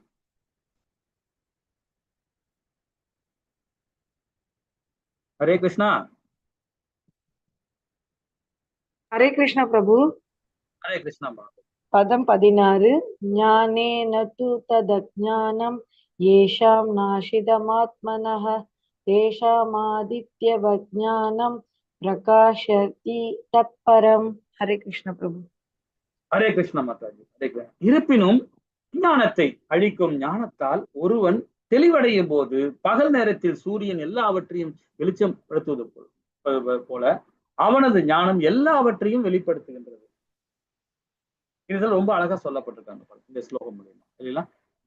என்ன பாருங்க, இதோட சாராம்சம் பாருங்க. இந்த ஞானத்தால் பலன் பாருங்க. நம்ம அறிவாளி எப்படி ஆக முடியும்? உபநேசங்கள் மூலியமாக, வேதங்கள் மூலியமாக, புராணங்கள் மூலியமாக, பகவானுடைய லீலைகள் மூலமாக, பகவானுடைய வைபவத்தின் மூலியமாக, இது ஸ்ரீமத் பாகவதம், ஸ்ரீமத் பகவத்கீதை, இந்த மாதிரி நான் வேதங்கள்ல படிக்கும் போது நாம என்ன பண்ணோம்? புத்தி மேன்மை அடையுது. புத்தி மேன்மை அடையும் போது ஆட்டோமேட்டிக்கா மனது என்ன ஆகுது? கண்ட்ரோல் ஆகுது. மனது கண்ட்ரோல் ஆகும்போது கரெக்டா நம்மளுடைய புலன்கள் எல்லாம் கண்ட்ரோல் ஆகுது. இதுல 3ஆம் அத்தியாயத்திலே விரிவா படிச்சிருக்கோம் இல்லைங்களா? அப்ப அறிவாளின்னு சொல்லும் போது நம்ம என்ன பண்ணோம்? கீதையை உள்வாங்கி நம்ம செயலால பண்ணும்போது அறிவெனும் சூரியனை அறியாமை என்னும் இருளை விளக்குகிறது. இது யாரால பெற முடியும்? அங்கீகரிக்கப்பட்ட குருசீட பரம்பரை ஞானத்தால் நம்ம பெறப்படும் இல்லைங்களா? இப்ப பிரம்மகௌடிய சம்பிரதாயத்துல படிச்சுட்டு இருக்கோம். ஸ்ரீ சம்பிரதாய ராமானுஜ ஆச்சாரியா ரொம்ப அழகாக அவங்களுடைய சீடர்கள் மூலியமாக நம்ம படிக்கிறோம். சிவ சம்பிரதாயத்துல இருக்காங்க, உத்தர சம்பிரதாயம், சனத் சம்பிரதாய விஷ்ணு சுவாமிகள் மூலியமாக, சிவ சம்பிரதாய சங்கராச்சாரியார் மூலியமாக இது மாதிரி நம்ம படிக்கிறோம் இல்லைங்களா? அந்த மாதிரி குருக்கள் மூலியமா நம்ம படிக்கும் போது பாத்தீங்கன்னா நமக்கு ஞானம் கிடைக்குது. அந்த ஞானம் மூலியமா மனது கண்ட்ரோல் ஆகுது. மனது கண்ட்ரோல் ஆச்சுன்னா ஆட்டோமேட்டிக்கா புத்தி கண்ட்ரோல் ஆகும். புத்தி கண்ட்ரோல் ஆச்சுன்னா நம்முடைய சச்சித்தானந்தமா நம்ம செயல்பட ஆரம்பிச்சிடும் இல்லைங்களா? எப்பவுமே நாம ஒரு செயல்பட ஆரம்பிச்சு குருசீட பரம்பரை ஆச்சாரிகளை, இந்த 4 சம்பிரதாயம் உள்ள ஆச்சாரிகளை நம்ம ஃபாலோ பண்ணணும். சங்கராச்சாரியாரை ஃபாலோ பண்ணுங்க, ராமானுஜர் சாமியை ஃபாலோ பண்ணுங்க, மத்வாச்சாரிய ஃபாலோ பண்ணுங்க, விஷ்ணு சுவாமியை ஃபாலோ பண்ணுங்க. இது மாதிரி இந்த மாதிரி இப்ப மகான்களை நம்ம ஃபாலோ பண்ணணும். அவங்க மூலியமா வர சீடர்கள் மூலியமாக அந்த ஞானம் பெறப்படும் போது நம்ம உத்தம நிலை அடைவோம், அதி உத்தம நிலை அடைவோம் இல்லைங்களா? அப்ப பகவானை பற்றி அறிய உடவர் என்பதால் பகவானின் பிரிந்துவிக்கு பகவானுக்கு அளிக்கப்படும் அனைத்து மரியாதையும் அளிக்கப்பட்டாலும் அவர் தன்னை ஒருபோதும் பகவான் என்று கூறிக்கொள்வதே இல்லை. கடைசியில பிரபுபாதா பிரம்மகௌடிய சம்பிரதாயத்துல கடைசி ஆச்சாரியாராக 32வது ஆச்சாரியாக இருந்தவர் ஸ்ரீல பிரபுபாதா உட்கார்ந்து இருக்காரு. இவர் தான் இல்லைங்களா?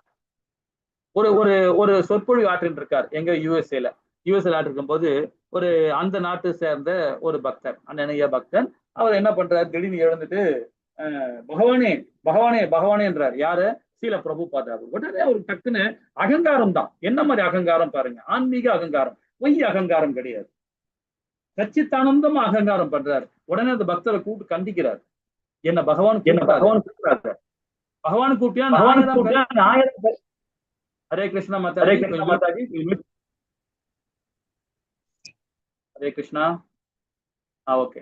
நீ இந்த மாதிரி நீ வந்து என்ன பகவான் என்ன கூப்பிட்டீங்கன்னா நான் அடுத்த பிறகு கண்டிப்பாக நாயா தான் பிறப்பேன்.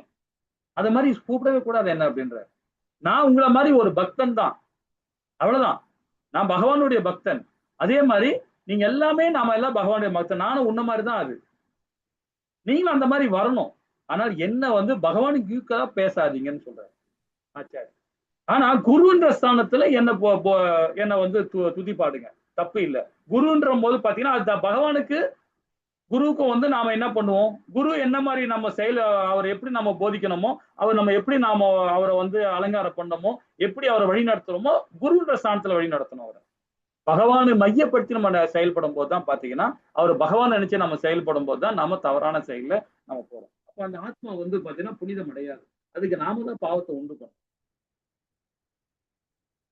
எந்த ஒரு ஆச்சாரியுமே சரி, நாம என்ன குருன்ற ஸ்தானம் தான். இப்ப ராமானுஜ ஆச்சாரி இருக்கார். இப்ப பாத்தீங்கன்னா நம்ம கோவில்ல பாத்தீங்கன்னா ஸ்ரீரங்கம் கோவில்ல அவரோட விக்கிரகம், அவருடைய அப்படியே இன்னமும் கெடாம வச்சிருக்கிறோம், கெடாம இருக்கு.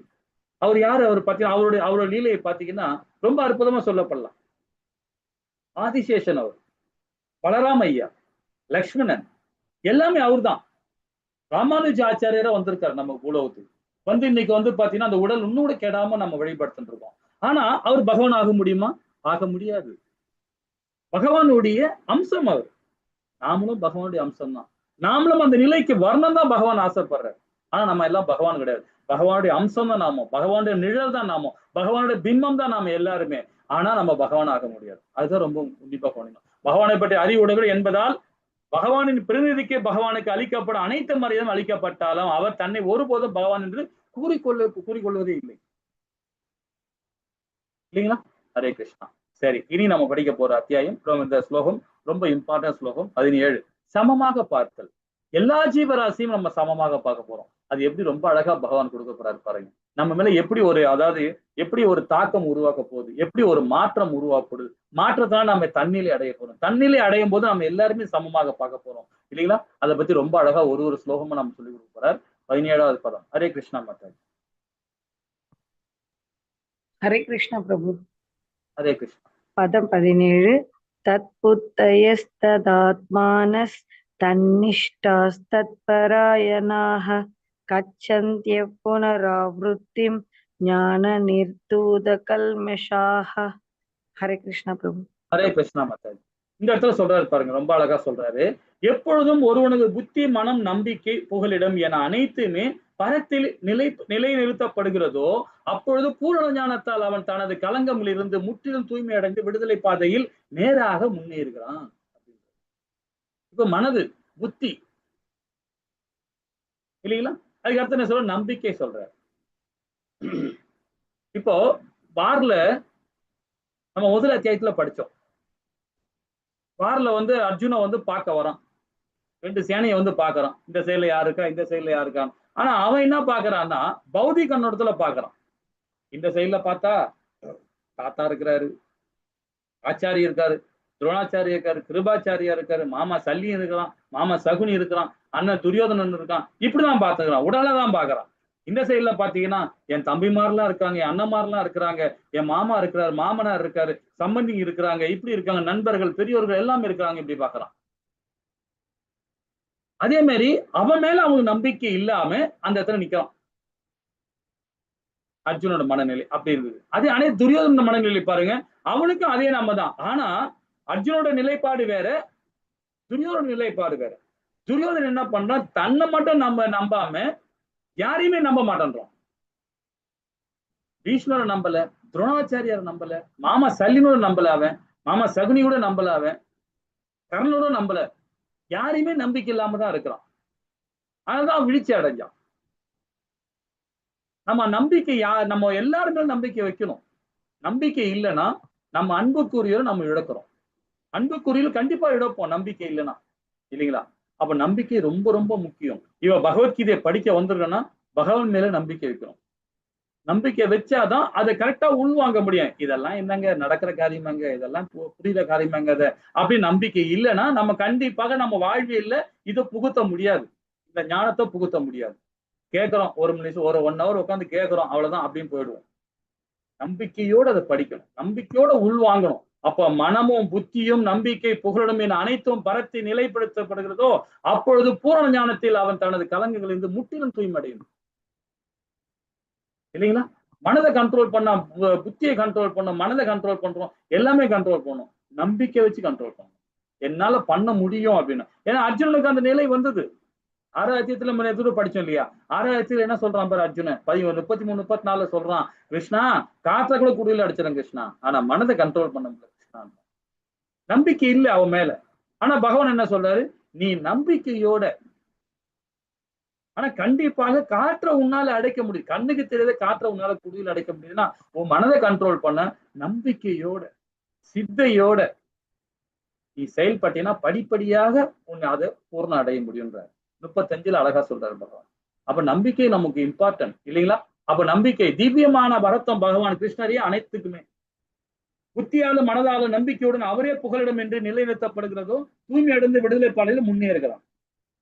பகவான் மையப்படுத்தி நாம செயல்படணும். இதுதான் நம்பிக்கை. இந்த நம்பிக்கையை நாம என்னைக்குமே சீரழிக்கூடாது. நம்பிக்கை இல்லாம நாம செயல்படும் போது எல்லா விஷயத்திலுமே நமக்கு இழப்பு தான் வரும், அதாவது வீழ்ச்சி தான் அடையும். சரிங்களா? 18வது பதம் மாதாஜி. ஹரே கிருஷ்ணா. ஹரே கிருஷ்ணா மாதாஜி. 18வது பதம்.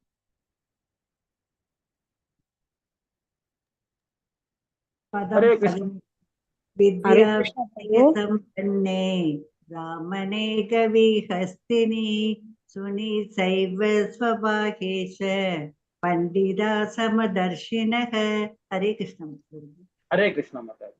இந்த 18வது பதம் என்ன சொல்லுது பாரு, அடக்கமுள்ள பண்டிதர்கள் தங்களது உண்மை ஞானத்தின் வாயிலாக கற்றறிந்த தன்னடக்கம் உள்ள பிராமணன் பசு, நாய், யானை, நாய், நாயை தின்பவன் என அனைவருமே சமநோக்கில் காண்கிறான். இல்லைங்களா? இப்ப போன பதம் நமக்கு என்ன சொல்லி கொடுத்தாரு பாருங்க பகவான். எப்பொழுது ஒருவனு மன புத்தி நம்பிக்கையோடு செயல்படும் போது அவன் கரெக்டான பாதையில அவன் போறான்றதை சொல்லி கொடுக்குறாரு இல்லைங்களா? இப்ப இந்த பதம் பாருங்க, அடக்கமுள்ள பண்டிதர்கள் தங்களது உண்மை ஞானத்தின் வாயிலாக கற்றறிந்த தன்னடக்கம் உள்ள பிராமணன் பசு, யானை, நாய், நாயை தின்பவன் என அனைவருமே சமநோக்கில் காண்கிறான்.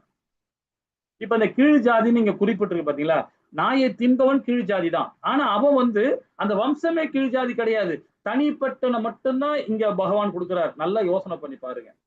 இப்ப ஆடு மாடு சாப்பிட்றவங்க, கோழியை சாப்பிட்றவங்க, கண்டதை சாப்பிட்றவங்க, இத மாதிரி மாமிசம் சாப்பிட்றவங்க கீழ் ஜாதின்னு தான் சொல்லுவாங்களே தவிர, ஒரு பிராமண வீட்டுல ஒரு கீழ் அந்த அந்த அனிமலை சாப்பிட்றான், ஏதோ ஒரு அனிமலை சாப்பிட்றான், அவன் கீழ் ஜாதி தான். பிறப்பால் பிராமணனா இருக்கலாம், அவன் சாப்பிடுறது கீழ் ஜாதி தான்.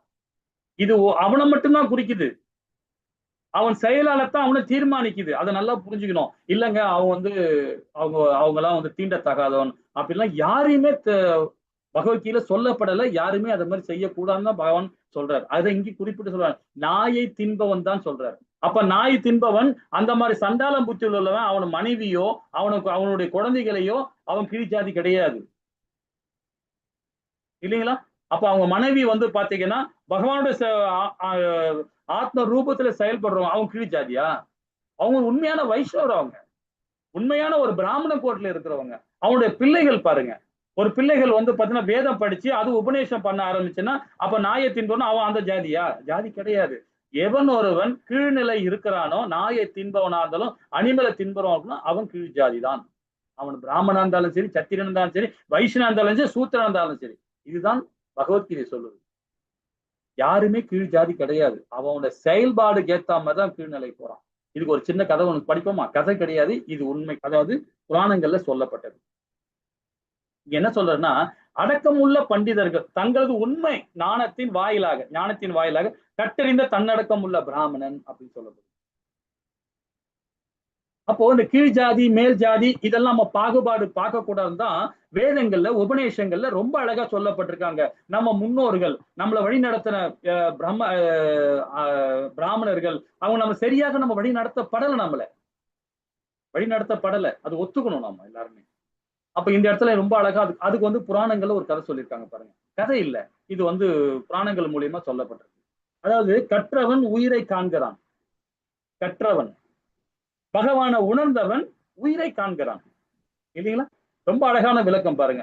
கற்றவன் உயிரை காண்கிறான், கல்லாதவன் உடலை காண்கிறான். படிக்காதவன் என்ன பண்ணுவான்? உடல் தான் பிரதானம் நினைப்பான்.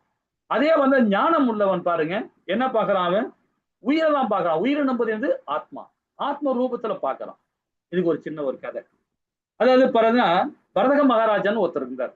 பரத மகாராஜா அவர் பரம்பரையில வந்தவர் தான் பாத்தீங்கன்னா சங்குருஜி அப்படின்னு ஒரு மன்னர். அவருக்கு 2 புதல்வர் பிறக்கிறாங்க. குரு அப்புறம் ரத்தி தேவர். 2 பேர் பிறக்கிறாங்க. 2 மகன்கள் இருக்கிறாங்க. அந்த 2 மகன்ல ரத்தி தேவரை பத்தி தான் இப்ப நம்ம விலாவரியா பார்க்க போறோம். ரத்தி தேவர் பாத்தீங்கன்னா ரொம்ப நல்ல அதாவது எப்படி சொல்றது, வேதங்கள்ல படிச்சு, உபநேசங்களை படிச்சு, புராணங்களை படிச்சு, எல்லா விதமான சாஸ்திரங்களை படிச்சு அவர் ஃபாலோ பண்றாரு ரத்தி தேவர். சோ அந்த மாதிரி இருக்கும்போது பாத்தீங்கன்னா அவர் ஒரு மன்னர், ஒரு சத்திரிய பரம்பரை வந்தவர் தானே. அப்போ அந்த அரண்மனையில பாத்தீங்கன்னா ரொம்ப அழகான அமிர்தம் போல உணவு தயாரித்து இரவு பகலும் அவர் அரண்மனைக்குள்ள எல்லா அதிதிகளும் கொடுப்பார், தானம் கொடுப்பார். ரொம்ப அமிர்தம் மாதிரி பிரசாதம் கொடுப்பார், ரெடி பண்ணி வர எல்லாருக்கும், அதிதிக்கு எல்லாருக்கும் கொடுப்பார். ஏன்னா வரவங்களுக்கு எல்லாருக்கும், யாசனம் கேட்டு வரவங்களுக்கு எல்லாருக்கும் உணவு பராமரிப்பார். ஸோ அந்த மாதிரி ரொம்ப அழகான உணவுலாம், ரொம்ப நல்ல ஒரு டேஸ்டான உணவு எல்லாமே செஞ்சு பகவானுக்கு ஆஃபர் பண்ணி அந்த உணவை எல்லாருக்கும் அவரு பிரசாதமா கொடுத்துட்டு இருந்தார். அப்ப அது மாதிரி ரொம்ப அழகா செயல்படும் போது பாத்தீங்கன்னா ஒரு நாள் அவருக்கு திருமணம் ஆகுது. அவருக்கு திருமணம் பண்ணி வைக்கிறார். அவங்க மன்னர், அவங்க அப்பா திருமணம் பண்ணி வைக்கிறார். அப்ப திருமணம் பண்ணி பிறகு அவருக்கு குழந்தைகள் உருவாகுது.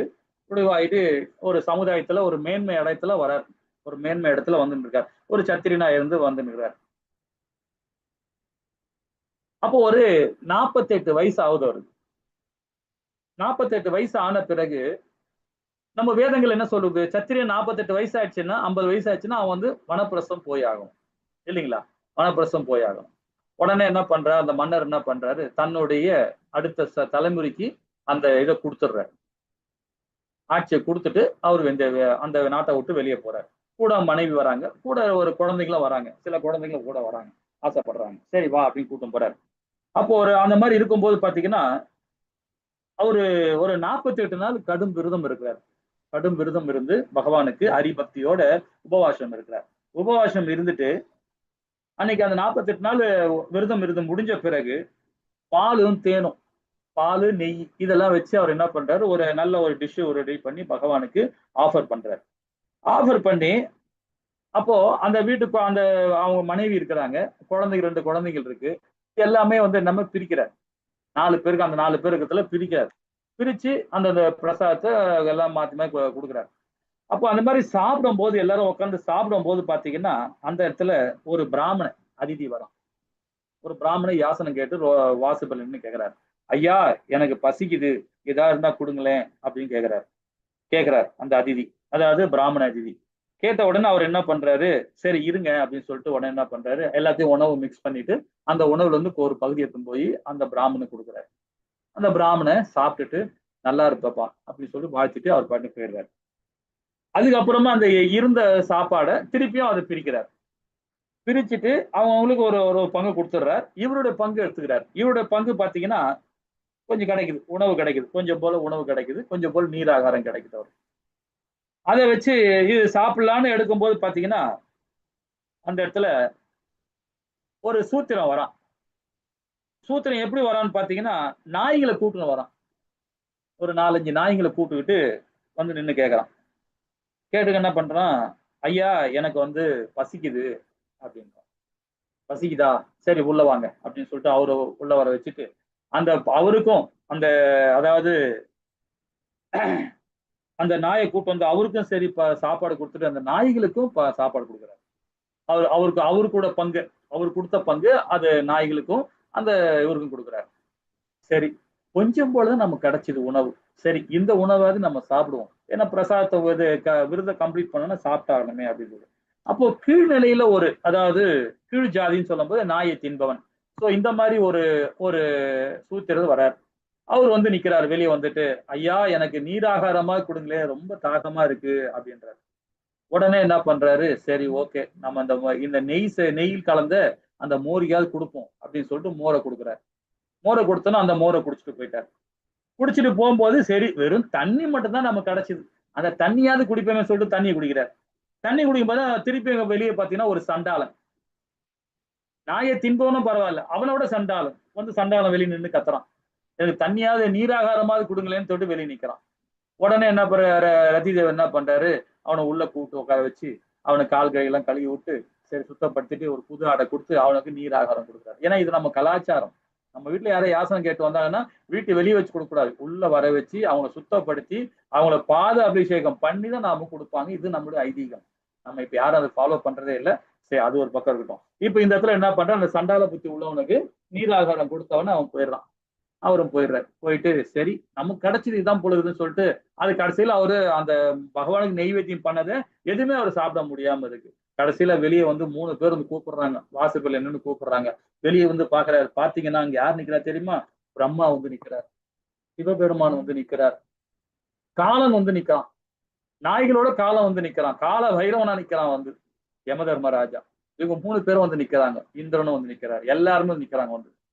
வந்து சொல்றாங்க, பகவான் சொன்னார் உன்னை பத்தி, ஆனா நாங்க உன்னை பரிசோதிச்சு பார்த்தோம், ஆனா பகவானுடைய பிரசாதத்தை வந்து எல்லாருக்கும் நீ கொடுத்த பத்தியா, மனசு கோலாம உள்ள வர வச்சு அவங்க சுத்தப்படுத்தி அவங்கள சமமா பார்த்த பத்தியா, நீ அனனைய பக்தியா, நீ கலங்கமற்ற பக்தியை கொடுத்த, நீ உத்தமண்டான்ற.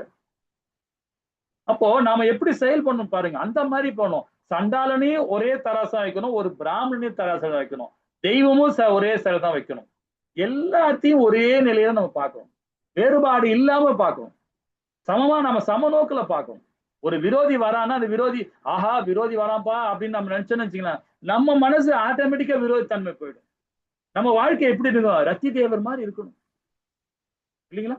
அது என்ன சொல்றாரு? உடல் ரீதியான வேற்றுமைகள் இல்லாமல் பரமாத்மன் இருப்பை உணர்ந்து பகவானின் அனைவரின் நண்பர், பகவானுடைய பாரபட்சமற்றவர்.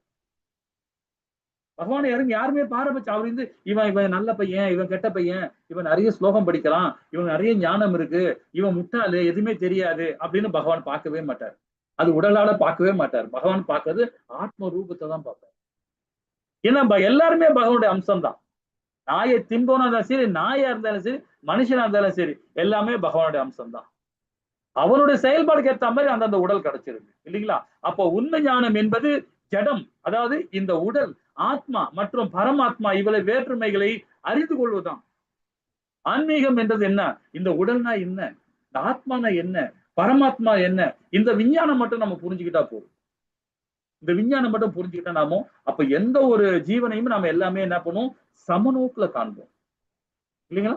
ஹரே கிருஷ்ணா. 19வது பதம் என்ன சொல்லுது பாப்பாமா? ஹரே கிருஷ்ணா மாதாஜி. ஹரே கிருஷ்ணா. ஹரே கிருஷ்ணா பிரபு. ஹரே கிருஷ்ணா. பதம் 19. இஹைவ தைர்ஜிதः சர்கோ ஏஷாம் சாம்யே ஸ்திதம் மனः நிர்தோஷம் ஹி சமம் பிரம்ம தஸ்மாத் பரஹ்மனி தே ஸ்திதாः. ஹரே கிருஷ்ணா பிரபு. ஹரே கிருஷ்ணா மாதாஜி. ஒருமையில், அதாவது ஒருமையில் சமத்துவத்தையும் மனதையும் நிறுத்தியவர்கள் பிறப்பு இறப்பு நியதிகளை ஏற்கனவே வென்று விட்டனர். பிரம்மவை போன்று தோஷமுற்று இருப்பதால் அவர்கள் ஏற்கனவே பிரம்ம நிலை பெற்றவர்கள். இந்த வாழ்நாளிலே முத்தி கிடைக்கும், பிரம்ம நிலை அடைய முடியும். இந்த வாழ்நாளே நம்மளால அடைய முடியும். அதான் பகவான் இந்த ஸ்லோகம் மூலியமா சொல்றாரு. எப்பவுமே நாம என்ன பண்றோம்னா ஒருமையில செயல்படணும், இருமையில செயல்படவே கூடாது. ஒருமைன்னு சொல்றது என்ன தெரியுங்களா? நம்மளுடைய குறிக்கோள் என்ன? பகவானுடைய லோகத்துக்கு, என் சொந்த வீட்டுக்கு போகணும். அதுக்குள்ள சாராம்சம் என்ன? நான் அகிம்சையோட செயல்படணும், 26 குணங்களோட, நல்ல குணங்களோட நான் செயல்படணும். பகவானுடைய அனநிய பக்தியில செயல்படணும், ஒருமையில செயல்படணும். இருமைன்னு சொல்லும் போது பாத்தீங்கன்னா என்ன தெரியுமா ஆகும்? செய்யலாமா செய்யக்கூடாதா, இன்பமா துன்பமா, வெயிலா குளிரா, இப்படிதான் பார்ப்போம் இல்லைங்களா? அப்போ ஒருமையில் சமத்துவத்தில பார்க்கணும், எல்லாரும் ஒண்ணு போல பார்க்கணும், ஒரே ஜீவராசியா பார்க்கணும். எறும்பை கூட கொல்லக்கூடாது அப்படின்னு நினைக்கிறோம். ஏன்னா எறும்புக்குள்ளேயும் பரமாத்மா இருக்கார், எறும்புக்குள்ளேயும் ஆத்மா இருக்கு. அந்த எண்ணத்துல நம்ம இருக்கணும் இல்லைங்களா? அப்போ மனதில் நிறுத்தியவர்கள் பிறப்பு இறப்பு நீதியில் ஏற்கனவே வென்று விட்டனர் அப்படின்ற பகவத்கீதை, ஸ்ரீமத் பகவத்கீதையை படிக்கிறவங்க கண்டிப்பாக உணர்ந்து செயல்பட ஆரம்பிச்சாங்கன்னா நம்ம வீட்டுல எறும்பு வந்தாலும் சரி, கரப்பாம்பூச்சி வந்தாலும் சரி கொல்ல மாட்டாங்க, கொல்ல மாட்டாங்க. ஏன்னா அதுக்குள்ளேயே பரமாத்மா இருக்கிறன்னு உணர ஆரம்பிச்சிடான், வாழ்க்கையில புரிஞ்சுக்கிட்டான் இல்லைங்களா? அப்ப அவருடைய செயல்பாடு எப்படி ஆயிடும் பாருங்க. அவன் வாழ்நாளிலே முத்தி கிடைக்குது அவனுக்கு. அந்த வாழ்நாளிலேயே பிரம்ம நிலையை உணர ஆரம்பிச்சுட்டான், எல்லா தோஷமும் போயிடும் அவனுக்கு. அப்ப ஏற்கனவே அவங்க பிரம்ம நிலையை அடைஞ்சிட்டாங்க இல்லைங்களா? எறும்பு நம்ம வீட்டுல வருது காரணம் என்ன? நாம தான் சரியில்லை, நாம சுகாதாரமா இல்ல, நம்ம வீடை சுத்தமா வச்சுங்களா? அப்போ கரப்பாம்பூச்சி வரதான் செய்யும், தேள் வரதான் செய்யும், பாம்பு வரதான் செய்யும், எறும்பு வரதான் செய்யும். நாம கிளீனா வச்சுக்கணும் வீட்டை இல்லைங்களா? சுத்தமா இருந்தா அது ஏன் வரப்போகுது? நீ தோஷம் பாருங்க. அப்படிப்பட்ட தன்னை உணர்ந்த ஆத்மா விருப்பு வெறுப்புகளிலிருந்து விடுபட்டுவான். அவன் தோஷமற்றவன், அவனும் பகவானை போலவே சமத்துவ தனத்தில் உள்ளான். பகவானுக்கு ஈக்குவலா பார்க்க ஆரம்பிச்சிட்டாங்க பாருங்க, ஆத்ம ரூபத்துல பார்க்கும்போது. ஏன்னா அப்படித்தானே இல்லைங்களா? ஒரு சண்டால புத்தி உள்ள ஒரு எழுத்தாப்புல வரான், நம்ம என்ன நினைப்போம்? ஐயோ இவன் மோசமானப்பா, இவனை பார்த்தாவே சரி வராதுப்பான்னு அப்படி ஓட ஆரம்பிச்சுன்னா ஆட்டோமேட்டிக்கா அவன் குணம் பாதி குணம் உங்களுக்கு வந்துடும், நமக்கு வந்துடும் ஆட்டோமேட்டிக்கா இல்லைங்களா? அதே பாருங்க, பகவானுடைய அம்சமா இருக்கான். பகவானுடைய அந்த மாதிரி பாக்குறதுக்கு நாம ரொம்ப கஷ்டப்படணும். நம்ம அந்த டக்கு நம்ம அந்த நிலையை வர முடியாது, நம்மளால ரொம்ப கடினம். அது படிப்படியா தான் நம்ம வர வைக்க முடியும். எடுத்தோடனே ஒருத்தர் நம்ம விரோதி நம்மளை அடிச்சுட்டான், போன ஒரு 2 நாள் முன்னாடி நம்ம அடிச்சுட்டான், நம்ம எப்படி பார்ப்போம்? என்ன அடிச்சல்லடா நீ, உன்னை வாடா பாத்துக்கிறேன், அப்படிதான் நம்ம எண்ணம் போகும். அது பௌதீகம். இப்ப பகவத்கீதையை படிச்சு அது உள்வாங்க நினைச்சுக்கலாம், அடிச்சவனை பார்த்தேன்னா ஏதோ என்னுடைய கர்மா, ஏதோ எந்த போராத காலம், நான் பண்ண தப்புனால இந்த இந்த இந்த கர்மா நடந்துச்சு, சரி இப்ப அடிச்சுட்டான் அவன், அதை நம்ம ஏத்துக்கிட்டு போயிடுறோம், அவ்வளவுதான் அப்படின்னு போயிட்டான்னா அவன் சுத்தத்துல செயல்படுறான். இல்ல அவனை அடிச்சுட்டான்ல, நாளைக்கு அவனை எப்படியா பழி வாங்கணும்னு நினைக்கும் போது பாத்தீங்கன்னா அப்ப நம்ம கூட மாற்றம் ஏற்படும். அடி வாங்கிட்டு திருப்பி அடிக்கணும்னு நினைச்சா உன் குணம் மாறும் இல்லைங்களா? அப்ப நம்ம செயல் மாறுச்சுன்னா புத்தி மாறும் ஆட்டோமேட்டிக்கா நம்ம எல்லா விதமான ப்ராப்ளம் நம்ம வர ஆரம்பிச்சோம் இல்லைங்களா? ஹரே கிருஷ்ணா. 20வது பதம் என்ன சொல்லுது பாப்போமா? ஹரே கிருஷ்ணா மாதாஜி. ஹரே கிருஷ்ண பிரபு. ஹரே கிருஷ்ணா. பதம் 20. நக்ப்ரஹ்ருஷ்யேத் பிரியம் பிராப்ய நோத்விஜேத் பிராப்ய சாப்ரியம் ஸ்திரபுத்திர சம்மூடோ பிரம்மவித் பிரம்மணி ஸ்திதஹ. ஹரே கிருஷ்ணா பிரபு. ஹரே கிருஷ்ணா மாதாஜி. ஹரே கிருஷ்ணா. அழகா படிச்சீங்க. ஹரே கிருஷ்ணா. எவன் ஒருவன் விரும்பியவற்றை அடைவதால் மகிழும், விரும்பாதவற்றை பெறுவதால் துயரம் அடைவதில்லையோ, எவன் ஒருவன் சிரம புத்தியுடன் மயங்காமலேயும் அதாவது இறை ஞானத்தை இறை விஞ்ஞானத்தை அறிந்தவனாகவும் உள்ளானோ அவன் ஏற்கனவே பிரம்ம நிலை பெற்றவன். போன ஸ்லோகத்துல இவ்வளவு அழகா விளக்கம் கொடுத்தாரு பாருங்க.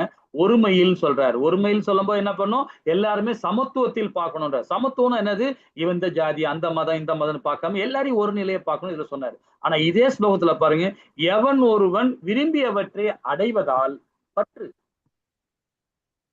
பற்று அடையும் போது மகிழ்ச்சி, விரும்பாதவற்றை பெறுவதால் துயரம் அடைகிறான். ஒரு செயலை செய்யறான், உடனே உனக்கு மகிழ்ச்சி ஏற்படுதுன்னா அதை உள்வாங்குறான். அதே செயல்ல செய்யும் போது துன்பம் வரும்போது அதுக்கு வருத்தம் அடையலாம் இல்லைங்களா? அது ரெண்டுமே நாம தான்டா செஞ்சோம், நாம செஞ்சிட்டோம் இல்லையா? அதுல இருந்து நம்ம சிரம புத்தியோடு அதுல மயங்காம இருக்கான் பாருங்க. அப்ப இறை விஞ்ஞானத்தை புரிஞ்சுக்கிறான். இறை விஞ்ஞானம் என்னது, ஆத்ம ரூபத்துல செய்யறதுதான் அந்த விஞ்ஞானம். அந்த விஞ்ஞானத்தை அறிந்தவனாக உள்ளானோ அவன் ஏற்கனவே பிரம்ம நிலை பெற்றவன் என்றார். இன்பம் வரும் துன்பம் வரும். எப்படி வரும்? உடலால செய்யும் போது, மனதால செய்யும் போது. மனதால செய்யும் போது இன்பம் வரும் துன்பம் வரும், உடலால செய்யும் போது இன்பம் வரும் துன்பம் வரும். ஆத்ம ரூபத்துல செய்து துன்பமும் வராது இன்பமும் வராது. அது சச்சித்தானந்தமா செயல்படும், சச்சித்தானந்தமா செயல்படும் இல்லைங்களா? ஹரே கிருஷ்ணா. அதுக்கு ஒரு விளக்கம் கொடுக்குறாரு பாரு. அத்தகைய ஆத்மாவின் அறிகுறிகள் என்னன்னு பாரு. உடலோட தொடர்புடையவற்றை அடையும் போது மகிழ்ச்சியோ, அந்த மகிழ்ச்சி இழக்கும் போது வருத்தம் இல்லை. அந்த நிலையில உள்ளவன் எப்படிப்பட்ட இருக்கும் பாருங்க. அந்த ஆத்மா தூய ஆத்மா. அது இந்த ரெண்டு செயலுமே நான் தான் செஞ்சேன், அதுக்குள்ள என்ன அந்த கிரெடிட், அந்த கிரெடிட் எனக்கு தான், அது நான் தான் அனுபவிக்கணும்னு நினைக்கிறான் பாருங்க. அவன் வருந்துவதே இல்லை. அதுக்கு உடல் தான் நான் நினைக்கிறான் பாருங்க. அது தவறான இடத்தில் அவன் மயங்குவதில்லை. உடலே நான் அப்படின்னு நினைக்கிறவன் பாத்தீங்கன்னா கண்டிப்பா விடுச்சு அடைவான். ஆனா அந்த தவறான அடையாளத்தை அவன் அதுல பாத்தீங்கன்னா அந்த மயங்கவே மாட்டான். எது? அந்த ஒருமையில செயல்படுறவன், அந்த சமத்துவத்துல செயல்படுறவன். சமத்துவத்துல செயல்படுறவன் என்ன சொல்லுவான், இது நான் அல்ல, நான் உள்ள இருக்கிற ஆத்மாதான் நான் அப்படின்னு நினைப்பான். இந்த உடல் அழியக்கூடிய உடல் நினைப்பான் இல்லைங்களா? அப்ப சிரம புத்தி உள்ளவன் என்ன மாதிரி இப்ப ஞானம் இருக்கும், பரம உண்மையின் பூரண விஞ்ஞானத்தை அறியும் தளத்தில் உள்ளவன். பரம உண்மைனா என்ன? பகவானுக்கு அடிபணிஞ்சு பகவானுக்கு சேவை பண்ற மனப்பான்மையோடு நான் இருக்கிறேன், அவருடைய பக்தி மார்க்கத்துல இருக்கிறேன், அவருடைய தன்னுடைய பாதையில நான் போயிட்டு இருக்கேன் அப்படின்னு நினைக்கிறவன் கலங்கமற்ற பக்தியை கொடுப்பான் பகவானுக்கு இல்லைங்களா? அந்த மாதிரி பக்தியோட எதுக்குமே மயங்க மாட்டான். நீங்க கல்ல கொடுத்து பாருங்க, வைரத்தை கொடுத்து பாருங்க, தங்கத்தை கொடுத்து பாருங்க, எதை கொடுத்தாலும் ஓரம் வச்சிருவான். எனக்கு எதுக்கு இதெல்லாம்? இது எனக்கு இது தேவையே இல்லை. பழம் கொடுக்குறியா, பழத்தை கொடு, அந்த பழத்தை பகவானுக்கு வச்சுட்டு அதை பிரசாதமா நான் சாப்பிடுறேன். எனக்கு ஏதாவது காய்கறி கொடுக்குறியா, கொடு, அதை பகவானுக்கு ஆஃபர் பண்றேன், அதை நான் பிரசாதமா எடுத்துக்கிறேன். அதான் பார்ப்பான். எனக்கு தங்கத்தை குத்துனா நான் பௌதிகம், நீ வைரத்தை குத்துனா எதுக்கு பௌதிகம், எனக்கு அது தேவையே இல்லை அப்படின்னு நினைப்பான். யாரு? கர்ம யோகி சரிங்களா? இப்ப நம்ம கவர்மெண்ட் என்னோ கொடுக்குது, எனாம் கொடுக்குது, அது இது ஒண்ணு, நம்ம முதல்ல போய் அதான் வாங்குறோம். போய் அது முதல்ல அதான் போய் வாங்குறோம். இப்ப நம்ம நிறைய பாருங்க, இந்த ஃப்ரீ பஸ் விடுறாங்க. ஃப்ரீ பஸ்ன்னு மாத்தாஜி எல்லாம் பாவம் அடிச்சுன்னு பிடிச்சுன்னு ஏறுறாங்க. அதுல நீங்க ஏன் ஃப்ரீ பஸ்ல போறீங்க? வேதமும் சொல்லுது, எதுவுமே நீங்க இனமா கிடைக்கிறத வாங்கினீங்கன்னா உங்களுக்கு ஆபத்து, அது உங்களை பந்தப்படுத்தும். இனமா கிடைக்கிற பொருள் எல்லாமே உங்களை பந்தப்படுத்தும். உழைச்சி நாம சம்பாரிச்சு அதுல வர இன்பம் பாத்தீங்களா, அதுதாங்க சச்சித்தானந்தம். இனமா கொடுக்கறது அதை நாம அனுபவிக்க ஆரம்பிச்சோன்னா ஆட்டோமேட்டிக்கா நம்ம குணம் மாறுது. நம்ம சொல்லலாம் அது கவர்மெண்ட் பணம், நம்ம பணம் தானே அது அப்படின்னு நினைப்போம். அது கவர்மெண்ட் பணம், நம்ம பணம் கிடையாது, அது பகவானுடைய பணம். அது பகவானுக்கு பிடிக்கும். அவன் தவறாக ஒருத்தன் யூஸ் பண்றான், தவறாக பண்றான், அது நாம பலிகாடு ஆகக்கூடாது. நம்ம பஸ்ல போறோமா, நீங்க போறீங்களா, இது இங்க செய்றீங்களா அது தெரியாது. நான் கீதையில சொல்லப்படுறது நான் சொல்றேன். ஒரு பஸ்ல ஒரு மாதாஜி டிராவல் பண்றாங்கன்னா காசு கொடுத்துட்டு போங்க, தேவையில்லை. உன் காசு எனக்கு தேவையில்லையா, இது பகவானுடைய காசு, நான் உழைக்கிறேன், இந்த புடி, நீ டிக்கெட் கொடுத்தா கூட கொடுக்காதே போ, என் கடமை இது, நான் கொடுத்துறேன் அப்படி போய் பாருங்களேன், அவன் சரியாயிடுவான் இல்லைங்களா? ஆனா இன்னைக்கு எல்லாமே தப்பா நடந்துட்டு. அப்போ பரம உண்மை பூர்ண விஞ்ஞானத்தை அறியும் தளத்தில் உள்ளவன் தான் பாத்தீங்கன்னா ஞானி. அவன் தான் கர்ம யோகி, அவன் தான் பிரம்மன் அடைகிற ஆத்மாவை செயல்பட ஆரம்பிப்பான் இல்லைங்களா? 21 பாருங்க, ரொம்ப அற்புதமா கொடுக்குறாரு பகவான் இதுல. ஹரே கிருஷ்ணா மாதாஜி. ஹரே கிருஷ்ண பிரபு. ஹரே கிருஷ்ணா. பதம் 21. பாஹ்ய ஸ்பர்ஷேஷ்வ சக்தாத்மா விந்தத்யாத்மனி யத் சுகம் சஹ் பிரம்ம யோக யுக்தாத்மா சுகமச்சய மஸ்னுதே. ஹரே கிருஷ்ண பிரபு. ஹரே கிருஷ்ணா மாதாஜி. இத்தகு முக்தி பெற்ற ஆத்மா ஜட புலங்களால் புல இன்பங்களால் கவரப்படுவது இல்லை. ஆனால் சமாதி நிலையில் எப்பொழுதுமே தன்னுள் சுகத்தை அனுபவிக்கிறான். இவ்விதமான பரத்தை தியானிப்பதால் தன்னுணர் உடையவன் எல்லையற்ற சுகத்தை அனுபவிக்கிறான். இவ முன்னாடி சொன்னதுதான். இந்த ஃப்ரீ பஸ், கவர்மெண்ட்ல கொடுக்குற எனாமு, இதெல்லாம் நம்ம பண்ணும்போது பாத்தீங்கன்னா நம்ம ஆட்டோமேட்டிக்கா நம்ம குணம் மாறுது. அந்த புலன் இன்பத்துக்காக நாம கவரப்படுறோம். அதெல்லாம் நம்ம அது பண்ணாம இது என்னுடைய கர்மா, நான் செய்வேன், இந்த காரியம் என்னுடைய தர்மம் இது அப்படின்னு அவன் செயல்பட ஆரம்பிச்சான்னா அதை பத்தி கவரவே பட மாட்டான் இல்லைங்களா? ஆனால் சமாதி நிலை எப்பொழுதுமே தன்னுள் சுகத்தை அனுபவிக்கிறான். அவன் எனக்கு ஒரு பிரச்சனை இல்லப்பா, நான் என் காசுல நான் வாழ்வேன், என் காசுல எனக்கு எவ்வளவு கிடைக்குதோ அதுதான், நான் எவ்வளவு உழைக்கிறதா எனக்கு அதுதான் எனக்கு, அதுதான் சுகம் எனக்கு. அப்படி வாழறோம் பாருங்க, கண்டிப்பா இந்த வாழ்நாளிலே முத்திக்கான அந்த பலன், அந்த விஞ்ஞானத்தை, பகவானுடைய விஞ்ஞானத்தை புடிச்சிட்டான் அவன். அவ பரத்தை தியானிப்ப தன்னுறவு உடையவன் எல்லையற்ற சுகத்தையும் அவன் அனுபவிக்கிறான். இந்த வாழ்நாளிலே அனுபவிக்கிறான். ஆசை கிடையாது, பேராசை கிடையாது. எனக்கு அதிகமா சொத்து சேர்க்கணும், அதிகமா வீடு வாசல் வாங்கணும், 4 வீடு வாங்கணும், 4 கார் வாங்கணும், 4 பங்களா வேணும், இது மாதிரி ஆசைப்படவே மாட்டான். எனக்கு எல்லாமே கொடுத்துருக்காரு பகவான். என்ன கொடுத்துருக்காரு? காற்றை கொடுத்துறாரு, மண்ணை கொடுத்துறாரு, சமுதாயத்தை கொடுத்துறாரு, மனைவி கொடுத்துறாரு, கணவனை கொடுத்துருக்கிறார். அதுக்கு தகுந்த மாதிரி எனக்கு உடல் கொடுத்துருக்காரு. அந்த உடலுக்கு தகுந்த மாதிரி நான் பணம் சம்பாதிக்க போறேன், பணம் சம்பாரிச்சு பற்றற்ற தன்மையை நான் வாழ போறேன். அவன் தான் கர்ம யோகி இல்லைங்களா? புத்தியை அதாவது புத்தியை புலன் உணர்ச்சிக்கு விளக்குவது உபயோகப்படுத்துவான். அதாவது அந்த புத்தியை கரெக்டான வழியில உபயோகப்படுத்துவான். புலன் இன்பத்துக்கு ஆசைப்படவே மாட்டான். இப்ப நம்ம அங்கிரீஷ் மகாராஜா மாதாஜி கதை சொன்னாங்க இல்லையா? கண்ணால பாக்குறது, காதால கேட்கறது, வாயால பேசுறது, மூக்கால நுகுறது, கையால செயல்படுது. இந்த புலன்களை கண்ட்ரோல் பண்ணுவான். எப்படி? பக்தி மார்க்கத்துல பகவான் உணர்வோடு செயல்படுவான். அவன் தான் சமாதி நிலை அடைய முடியும். அவன் தான் எப்பொழுதுமே பரமனை தியானித்தே இருப்பான். உட்கார்ந்தாலும் கிருஷ்ணா, எழுந்தாலும் கோவிந்தா, நடந்தாலும் மாதவா, நின்னாலும் கேசவா, இப்படியே பகவான் நாமத்தை சொல்லிட்டே இருப்பான், ஹரிநாமத்தை சொல்லிக்கிட்டே இருப்பான் இல்லைங்களா? அதுதான் அவனுடைய அறிகுறியே. இந்த இடத்துல பாருங்க, ஜட புலன்களின் இன்பத்திற்காக சுவையை அந்த அளவிற்கு ஒருவன் இறைவனின் அன்பை தொண்டி சுவையில் மாற்றுகிறான்.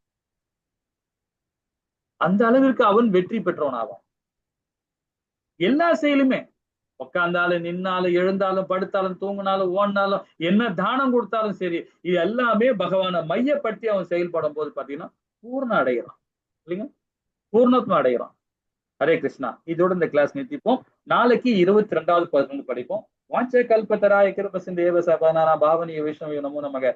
ஜெய் ஸ்ரீ கிருஷ்ணா சைதன்யா பிரபு நித்யானந்த ஸ்ரீ அத்வைத கதாதார ஸ்ரீவாசாதி கௌர பக்த விருந்துக்கு ஜெய். ஹரே கிருஷ்ணா ஹரே கிருஷ்ணா கிருஷ்ண கிருஷ்ண ஹரி ஹரி, ஹரே ராம ராம ராம ஹரி ஹரி. ஓம் சத்ய. ஹரே கிருஷ்ணா. ஏதாவது டவுட் இருந்தா கேட்கலாம். ஹரே கிருஷ்ணா மாதாஜி.